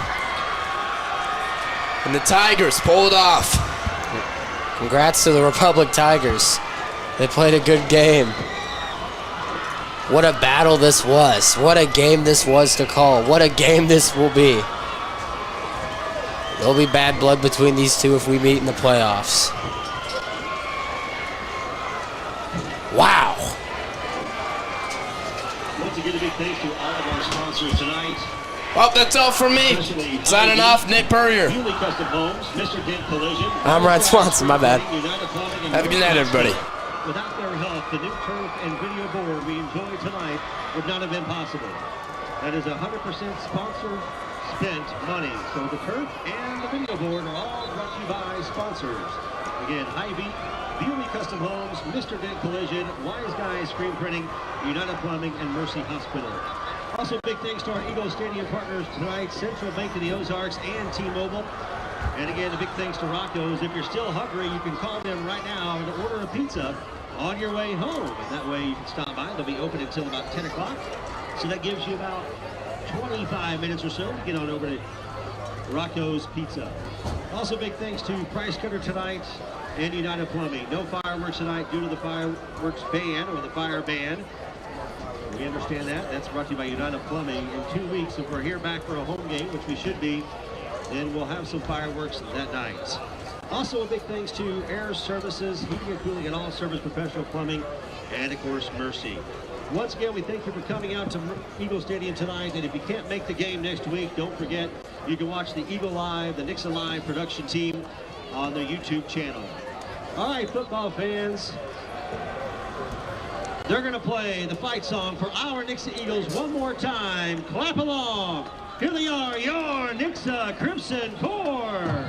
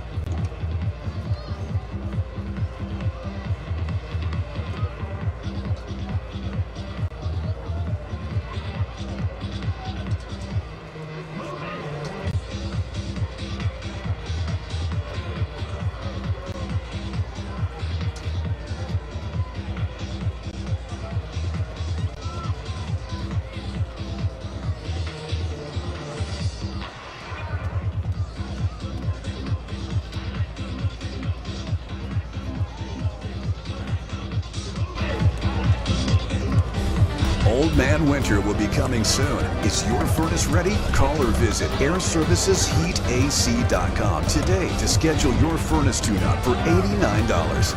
Call Air Services today. Everything's installed and up to date.